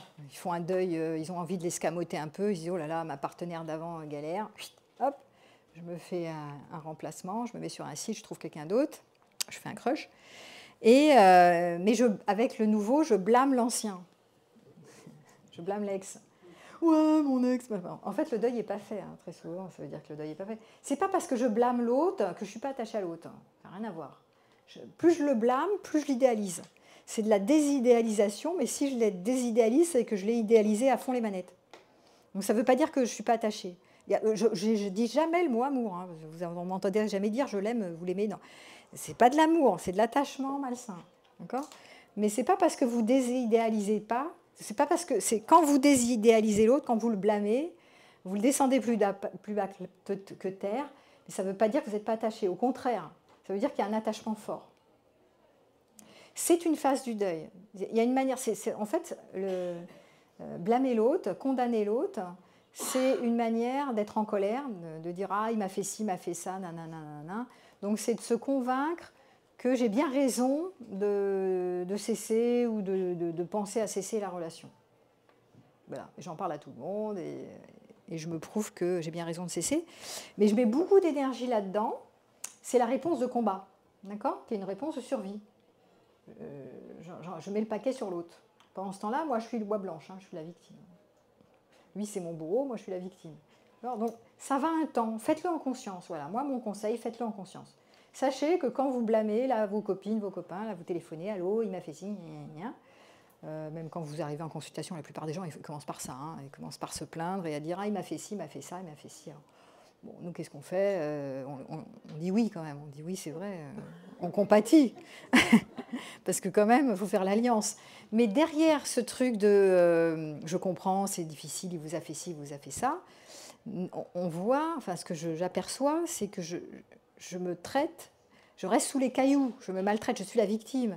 Donc comment on va faire en sorte que la personne, elle passe de « je suis la victime », l'autre est responsable de tout, voilà, et moi je suis la mauvaise personne qui n'arrive pas à sortir du piège, quoi. Voilà. L'idée c'est de transformer quelque chose, sinon ça ne marche pas. Hein. Ouais, on ne va pas l'écouter pendant 1 heure, blâmer l'autre, ça ne sert à rien du tout. Hein. Un peu ça va pour faire l'alliance, mais quand vous avez vos copines là, qui vous racontent leur malheur avec l'autre, et il a fait ci, il m'a trompé, nani, nani, nani, vous écoutez un peu, puis après ça suffit, parce que c'est comme une prise, là, ça s'auto-alimente là-dedans. Ça ne règle pas, hein, en fait. Hein. Alors, vous pouvez être sympa. Ah oui, c'est vrai, mais elle y retourne. Pourquoi elle y retourne ? Parce qu'elle est attachée, ça n'a rien à voir avec le blâme. Plus je blâme, plus je suis attachée. Donc faites-le en conscience, c'est bien intense, c'est l'énergie de la colère. C'est souvent fait pour passer à autre chose, ça ne suffit pas. Ça ne règle pas tout. C'est pas comme ça qu'on fait le deuil. C'est en reprenant confiance en soi, c'est en aimant la vie qu'on mène. C'est en aimant, en se découvrant, et en ayant une vie globalement chouette. On va voir que les personnes qui ont des vies pourries, qui n'aiment pas leur vie, soit parce que professionnellement ils ont un métier qu'ils n'aiment pas, soit parce qu'ils travaillent, ils sont dans des schémas d'excellence, je sais pas, globalement ils n'aiment pas leur vie. Il y a quelque chose, ils se mettent la pression, il y a quelque chose qui ne va pas dans leur vie, ils n'aiment pas leur vie, et du coup qu'est-ce qu'ils font ? Eh ben, ils se scotchent dans une relation pourrie de fusion, une relation où ils se surattachent, en espérant avoir des vacances enchantées de la part de la relation, sauf qu'ils continuent de mener une vie globalement complètement inodore, inintéressante ou dure. D'accord ? Alors je ne dis pas que des fois, je ne suis pas en train de dire que parfois la vie est dure et que des fois on est dans des trucs de survie, mais c'est vrai que parfois on peut améliorer nous rendre la vie plus chouette, plus confortable, plus agréable, sans forcément que ce soit très compliqué. Pas forcément beaucoup d'argent tout le temps, ça peut être des trucs assez minimalistes, quoi. Voilà. Donc souvent, gestion du stress, quand on travaille sur les problématiques de gens qui se mettent sous l'emprise, comment vous gérez votre stress ? Comment vous appréciez votre vie globalement ? Voilà. Parce que très souvent, la solitude est mal gérée, ou la vie est mal gérée. Il y a trop de thèmes dans leur vie où ils se mettent par terre, en fait. Et donc, il faut retrouver quand même quelque chose de global. Travailler sur la globalité, pas sur le détail. Souvent, la relation amoureuse est utilisée dans un fantasme de vacances enchantées. La relation amoureuse va me donner du sens à ma vie, ça va me porter, je serai amoureuse, ça va aller, je serai heureuse. Non, c'est des vacances. Et vous n'avez pas besoin de vacances par le couple, en fait. La relation amoureuse, ce n'est pas des vacances. C'est quoi ces conneries? Non, mais c'est vrai, c'est n'importe quoi. Mais j'entends tout le temps n'importe quoi. Enfin, moi, je connais, je suis passée par là, donc je me racontais n'importe quoi aussi. Voilà, donc quand je blâme l'autre, c'est bien de le faire un peu. Attention de ne pas le faire trop, parce que je mets de l'énergie au mauvais endroit et je me prends... Et je suis dans la libérance, l'obsession, et je me prends pour la victime, parce que pendant que je fais ça, je ne fais pas autre chose. Je ne mets pas mon attention sur d'autres choses qui sont plus intéressantes. Je mets mon attention sur « et il m'a fait ça, il m'a fait ci, il ne devrait pas, il m'a encore menti, et il mentira, et je vais manquer, et Voilà, donc à un moment donné, ça ne va pas vous aider d'être toujours dans le négatif. Voilà. Donc moi, je fais beaucoup travailler les gens sur leurs responsabilités. Je les ramène tout le temps sur eux. Et quand je me blâme, alors soit vous blâmez l'autre quand vous êtes sous l'emprise, soit vous vous blâmez vous. Rappelez-vous, les gens qui se mettent sous l'emprise ont une mauvaise estime d'eux-mêmes, tout le temps. Et ça les aggrave, donc forcément, de rester là-dedans. Donc souvent ils me disent, j'ai honte d'être obsédée, je ne devrais pas y penser, je suis triste ou je suis malheureuse, mais je ne devrais pas y penser tant que ça, mais j'y pense tout le temps, mais comment je fais? J'y pense toute la journée, je suis au boulot, j'y pense, j'y pense du matin au soir, j'arrête pas. Et j'ai honte d'y penser, j'arrête. Et alors, surtout, ce que je dis, ne luttez pas contre vos pensées, vous n'y arriverez pas. Aujourd'hui, il y a des thérapies, notamment, puisqu'on m'a posé la question sur les thérapies d'acceptation et de l'engagement, qui sont des thérapies, justement, où dans un premier temps, quand les gens ils sont débordés par des trucs d'obsession, de stress et tout, on ne fait pas travailler sur des changements cognitifs. On ne fait pas travailler sur des changements de croyances. On dit... Bienveillance. Vous êtes en stress, il faut diminuer le stress déjà. Alors, on ne sait pas par quel bout, mais c'est petit 1, diminuer le stress. Ça, c'est l'urgence. Et puis souvent, de voir que comme ils ont honte d'être obsessionnels, on dit non, voilà, accueillez-vous là-dedans, de toute façon, vous ne pouvez pas faire mieux, arrêtez de vouloir vous changer, vous n'allez pas vous changer tout de suite, ce n'est pas en 30 secondes, là, crac, en vous blâmant. Parce que le blâme sur soi, c'est du stress, c'est de la maltraitance sur soi. Donc surtout, jamais ça. Ne jamais se dire « je suis nulle, j'y arrive pas, j'arrête pas d'arrêter, mais j'y retourne, mais qu'est-ce que je fous, j'arrive pas à me détacher de cette personne, elle est toxique, je le sais, mais je peux pas m'en empêcher, ça fait 5 ans que j'y suis. » Il reste 5 ans, 10 ans, il reste des années. Donc, c'est vrai, c'est la réalité. Donc l'obsession, le stress comme ça, épuise l'organisme, et après vous finissez en burn-out. Ce sont des états d'épuisement. Dans les états d'épuisement, on a tous les biais cognitifs. On a tous les schémas réactifs de vous manquez, vous êtes en carence, c'est une catastrophe, vous ne voyez pas la vie du bon côté, vous n'arrivez pas à vous mettre dans le confort, votre vie est complètement naze. Enfin, dès qu'on est épuisé, c'est la cata en fait. Donc ce qu'on fait en travaillant en général, c'est, je vous dis la gestion du stress, sortir du burn-out, sortir de l'état d'épuisement. On ne focalise pas forcément au départ sur le symptôme, c'est-à-dire le problématique de l'emprise, parce que c'est trop dur. Personne n'est incapable de changer quoi que ce soit au départ. Donc on s'énerve, moi je ne m'énerve pas là-dessus.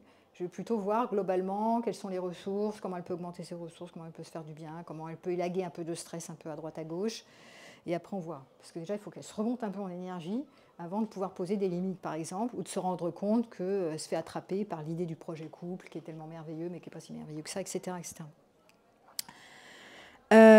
Donc quand on se blâme, on se sent épuisé, on se sent impuissant.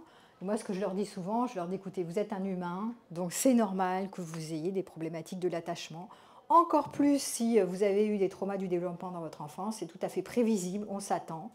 que vous répétiez des schémas encore plus parce que votre mère, votre père, etc., eux aussi, ils ont eu les mêmes trucs que vous. Donc, il n'y a rien de surprenant. Donc, je banalise, en fait. Et en banalisant, déjà, ça sort un peu de... Je comprends que j'en suis là, c'est ce qu'on fait en thérapie. Je comprends que je m'articule comme ça parce que j'ai vécu ça, ça, ça, ma mère, ça, ça, ça. Donc, c'est normal que j'en suis là aujourd'hui. Déjà, ça me soulage, hein. J'en fais pas un truc honteux ou un truc je suis nulle, mais pourquoi et je me tape dessus parce que j'y arrive pas. C'est normal que tu n'y arrives pas et ça va passer. C'est-à-dire on va travailler pour que petit à petit, il y ait une bascule qui se fasse. La bascule, elle ne se fait pas en 2 minutes. La thérapie, c'est pas miraculeux, même les thérapies brèves, mais quand même, on peut petit à petit faire des transmutations. Voilà. Donc, en parler avec quelqu'un de non-jugeant, normalement, en thérapie, on est quand même vachement dans l'accueil, dans le non-jugement. Sinon, faites autre chose, trouvez quelqu'un avec qui ça vous convient. Et on travaille aussi sur la notion des limites. La plupart des gens qui sont sous l'emprise, ça, j'en ai pas trop parlé, mais je vais le dire maintenant, il y a eu des problèmes sur les abus de frontières. Donc, ils ont beaucoup de mal à poser leurs propres limites parce qu'eux-mêmes, enfants, ou leurs propres parents ont été abusés, c'est-à-dire n'ont pas pu mettre leurs frontières de manière nette.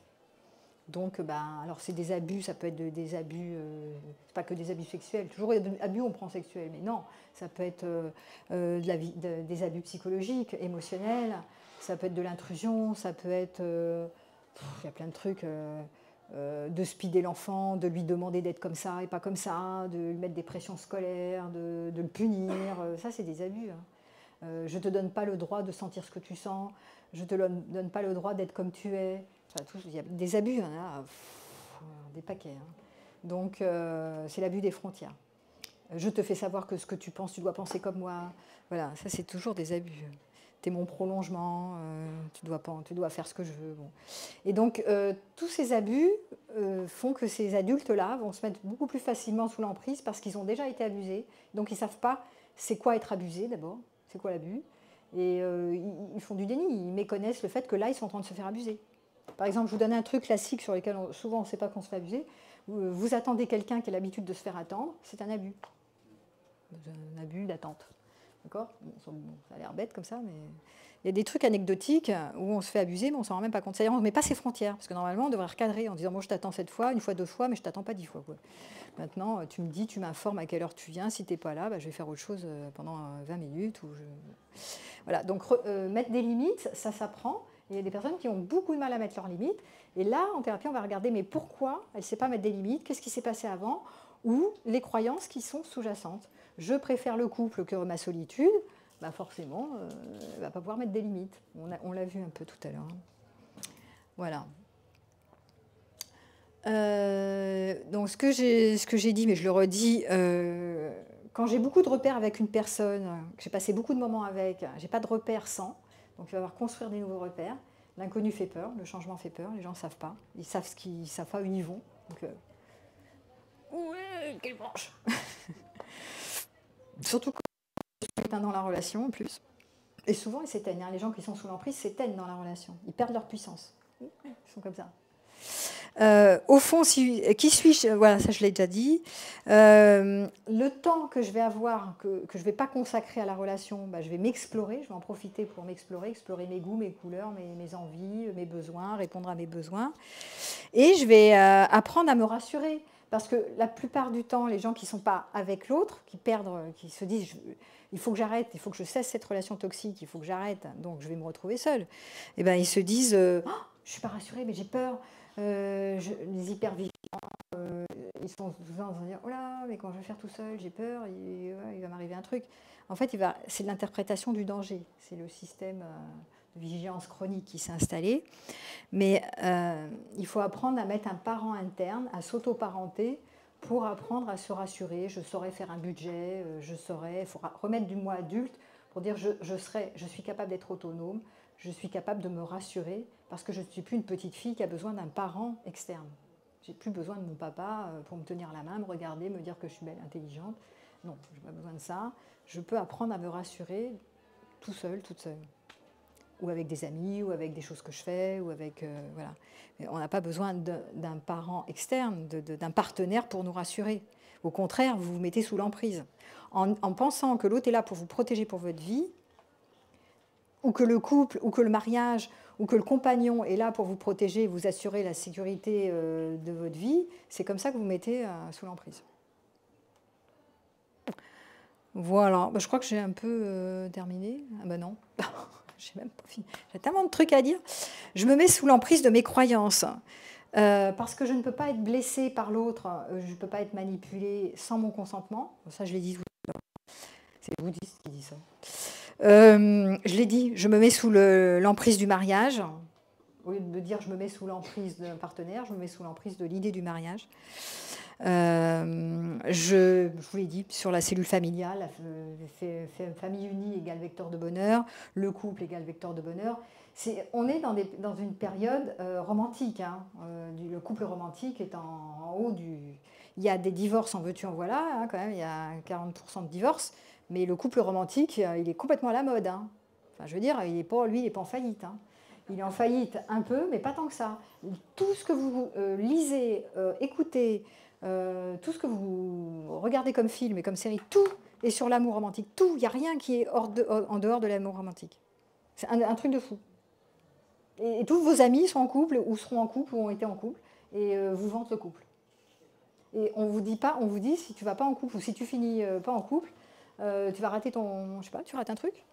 Tu rates quelque chose d'essentiel, tu vas mal finir, oh là là, mais tu as un problème, tu es pathologique, tu es vraiment une naze, tu es tartignole, c'est toi qui as un problème, mais qu'est-ce que tu fous? Vite, des trucs de séduction, des machins de look-toi, remets-toi en selle, parce que là, t'es pas séduisant, t'es plus désirant. Ouais. Tout est branché sur le couple vecteur de bonheur, et pas n'importe quel couple, le couple romantique. Ou la famille unie. Petite maison dans la prairie, même truc. Donc vous avez être une mère, ou surtout être une mère, égale, vous n'allez pas rater votre vie. Et puis être en couple, égale, vous avez décroché le pompon. Donc tant que vous ne questionnez pas ces sujets, vous êtes coincé. Vous êtes Madame Tout-le-Monde, de votre époque, complètement normée, et vous trouvez ça tout à fait normal, puisque tout le monde est dedans. Donc vous n'êtes pas à l'Antiquité, hein, vous seriez né dans la période de l'Antiquité, vous ne seriez pas comme ça, le couple, ah oui, non, pas du tout, puisque ce n'était pas vanté. C'était d'ailleurs les hommes dans l'Antiquité, je ne sais pas si vous le savez, eux, c'était l'amitié. Mais le couple, c'était neuneux, quoi. C'est bas de gamme, quoi. C'était vraiment... Donc, on est dans une période depuis 2 siècles, 2-3 siècles, sur l'histoire de l'amour romantique, et on n'en démord pas. Voilà, c'est comme ça. Bah oui, il n'y a pas de problème, hein. Pas de souci. Donc voilà, donc c'est important de questionner ce truc de l'emprise de la norme sociale du couple. Je vous ai laissé de la bibliographie et des choses à écouter, puisque aujourd'hui, il y a quand même des personnes intelligentes qui réfléchissent sur le sujet. Il y a des intellectuels qui réfléchissent sur cette histoire du couple romantique, qui est quand même assez faillible, fragile en fait, puisqu'on donne le pouvoir à un partenaire, un seul qui est spécial, unique, voilà, et tout là-dedans. Et du coup, forcément, dès qu'on donne le pouvoir à quelqu'un, on n'a pas le contrôle sur l'autre, donc on risque fort de se mettre en danger. On se fragilise en fait. Pour autant, je ne suis pas en train de dire que c'est pas chouette de faire un couple. Je ne suis pas déconstruire le couple romantique, certes, parce que c'est quand même, j'œuvre beaucoup pour la déconstruction du couple romantique, mais je ne suis pas non plus partisane de le couple c'est nul, arrêtez de faire des couples, restez seul et tout ira bien. Alors je ne dis pas ça non plus. Pour moi, c'est optionnel. C'est la liberté qui m'intéresse, c'est agrandir un sentiment de liberté intérieure. C'est-à-dire que de voir que je peux... C'est un point de vue en fait. Moi j'aime bien changer les points de vue. C'est-à-dire, ok, pourquoi pas être en couple si ça se passe bien, parce qu'il y a beaucoup de couples qui sont épanouissants, mais ce n'est pas une obligation, c'est un point de vue. Si vous changez de point de vue, vous pouvez dire, bah oui, mais c'est aussi bien, c'est pas mieux que d'être sans couple, ou sans personne spéciale dans ta vie. Ouais, c'est un point de vue. Il y en a qui, aujourd'hui, il y a des gens qui valorisent l'amitié, et dévalorisent le couple, par exemple. Il y a des contre-mouvements qui apparaissent. Donc c'est important de voir que quand on a un point de vue fermé, dogmatique, on est persuadé qu'on a raison. Parce que tout le monde pense que c'est comme des moutons, on pense tous pareil. On pense tous qu'il faut vivre en couple. Voilà. Ouais, vas-y. Est-ce que tu as... Merci. Le fait de ne pas être en couple, ça agrandit le sentiment de solitude, d'être seul. Là, il faut faire un travail sur la solitude. Parce que là, tu me parles d'une solitude bof. Tu me fais une solitude, ça agrandit le sentiment de solitude qui n'a pas l'air sympa. Non, non, pas du tout. Ah bon? Non, non, je parle de la solitude. La solitude, elle peut être très bien. Mais après, on a toujours besoin d'être avec quelqu'un, d'aimer, d'être aimé. J'adore, merci de l'avoir dit. Heureusement que tu es là. Parce que ça, c'est les postulats qui sont... qui convergent vers cette vision du couple, le pompon, vive le couple. On a tous besoin d'aimer et d'être aimé. Qu'est-ce qu'on entend encore? Être seul, c'est comment on va faire. On est interconnecté, donc il faut de la connexion. Je sais pas. Notre plus grande aspiration, c'est d'être à deux, des trucs comme ça. C'est la connexion à deux. Enfin bon, c'est vrai et c'est faux. Parce qu'on n'a pas, les enfants, oui, ça c'est sûr. Les enfants, on n'y revient pas. Il y a plein de tous les problématiques d'enfants dont on n'a pas pris soin, c'est une catastrophe. Ils n'arrivent pas à croître normalement. Mais les adultes, quand vous commencez à pouvoir vous passer, c'est pas une nécessité d'être aimé, apprécié, regardé, comme ça je te regarde, oh je t'écoute, tu vois. Donc il faut apprendre vraiment à pouvoir s'en passer, même de se passer des bras. C'est pas besoin de doudou en fait, c'est des plus d'enfants. Donc tu peux faire avec, tu profites quand c'est là, mais quand c'est pas là, il n'y a pas besoin d'être aimé à donf, quoi. C'est pas vrai. C'est pas vrai. Par contre, tu peux demander de l'aide à tes potes, tu peux demander de l'aide à ton bricoleur, tu peux demander de l'aide et déléguer à des gens pour te soutenir et t'aider en cas de besoin. Mais ça, c'est de l'interdépendance. Tu n'as pas besoin d'être aimé par une personne qui te prend la main et qui t'emmène partout avec toi ou qui fait l'amour toutes les 5 minutes avec toi parce que tu as été carencé enfant et tu as besoin, tu es à vide en fait. Et que tu te racontes, j'ai besoin d'être aimé, mais comment je vais faire si je ne suis pas aimée? Mais on retrouve l'enfant carencé en fait. Toi. Je ne parlais pas de ça, je disais que c'est bien que je dis quand même. Simplement, on peut être seul, on peut avoir des moments de solitude, oui. Mais on peut être avec quelqu'un qui nous aime et qu'on aime. Mais bien sûr. Et donc, mais ça, c'est optionnel. C'est ce que j'ai dit. Tu as l'option être avec et l'option être bien seul. Non, tu peux être avec et seul au même moment. Mais oui. Ah, c'est pas optionnel. Ah, j'ai compris que quand c'est optionnel, c'est où tu es seul ou tu es avec quelqu'un. Non, tu peux aussi être souvent, moi j'ai la définition de ce que tu viens de dire, c'est être célibatante, être célibataire en couple. C'est-à-dire tu es à la fois en couple et il y a des moments d'autonomie. Tu ne fais pas tout avec l'autre, l'autre il fait ses trucs, tu fais tes trucs. Donc ça, c'est plutôt sain, c'est-à-dire tu ne partages pas tout et tu ne veux pas tout partager avec l'autre. Voilà. C'est sortir de la sortie du couple fusionnel, on fait tout ensemble. Tu as des moments donc pour là, toi. Mais là, il va falloir retourner à l'équilibre. Si vous faites un couple, il n'y a pas de problème pour faire un couple. C'est juste de quelle manière vous faites un couple. Moi, je pointe les relations symbiotiques. Quand je me mets sous l'emprise, je suis dans une relation symbiotique où il y a une transaction parent-enfant. Ça, c'est malsain. Par contre, quand vous êtes dans un couple où chacun des partenaires est autonome, on fait des choses ensemble qu'on aime partager ensemble, on fait des tas de trucs qu'on ne fait pas ensemble parce qu'on n'a pas les mêmes goûts, et c'est parfait, on est dans la différence et on célèbre la différence, c'est parfait, on n'a pas besoin de tout faire ensemble parce que, soi-disant, le couple romantique, on fait tout ensemble. C'est quoi ce truc? En plus, ça ne sert à rien, parce que vous allez vous forcer à faire des randos, vous n'aimez pas la rando. Vous êtes là en mode, putain, ça se termine quand ta rando, j'en peux plus là. Si j'étais chez moi, je me serais mis sur mon canapé, ça aurait été plus cool. Voilà, quoi, à un moment donné, vous êtes comme vous êtes.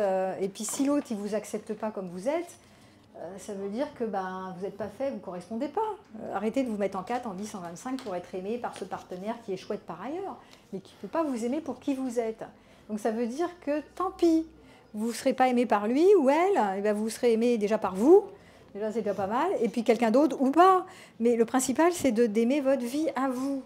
De ne pas vous mettre, de pas vous plier en 25 pour quelqu'un. Ça ressemble à rien. Vous souffrez. C'est con de souffrir, c'est bête. Il y a autre chose à vivre que de passer son temps à souffrir en relation, à être en stress comme ça.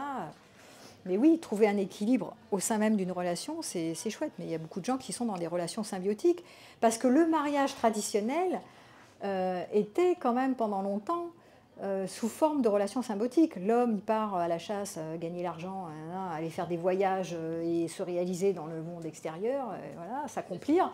Et la femme, la maison, la logistique, les enfants, etc. Donc il y avait des postures. Je ne suis pas en train de dire que ce n'était pas bien. C'était des postures bien identifiées dans lequel chacun s'y retrouvait. Mais quelque part, ça engageait des relations symbiotiques, parent-enfant. L'autre, le parent fort, l'homme, et la femme, là, un peu voilà, écrasée. Et il faut sortir de ces trucs-là. Voilà. Bon, bah, je vois qu'il est tard. Encore une dernière question. Bon, bah, je laisse la place. Juste, je voulais juste, mais je ne veux pas tarder parce que j'ai déjà pris la parole.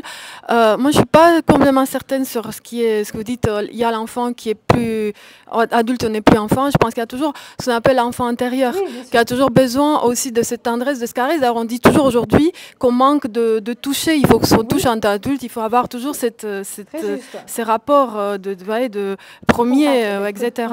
Et je pense aussi par ailleurs, et j'en finirai là parce qu'on donne la parole, je pense aussi qu'on a toujours besoin, on s'émancipe aussi quand on arrive à aussi avoir un lien affectif extérieur à soi, fort. Que ce soit une relation, que ce soit une passion, que ce soit Dieu, même pour les autres, mais on s'émancipe que quand on est dans une relation extérieure forte.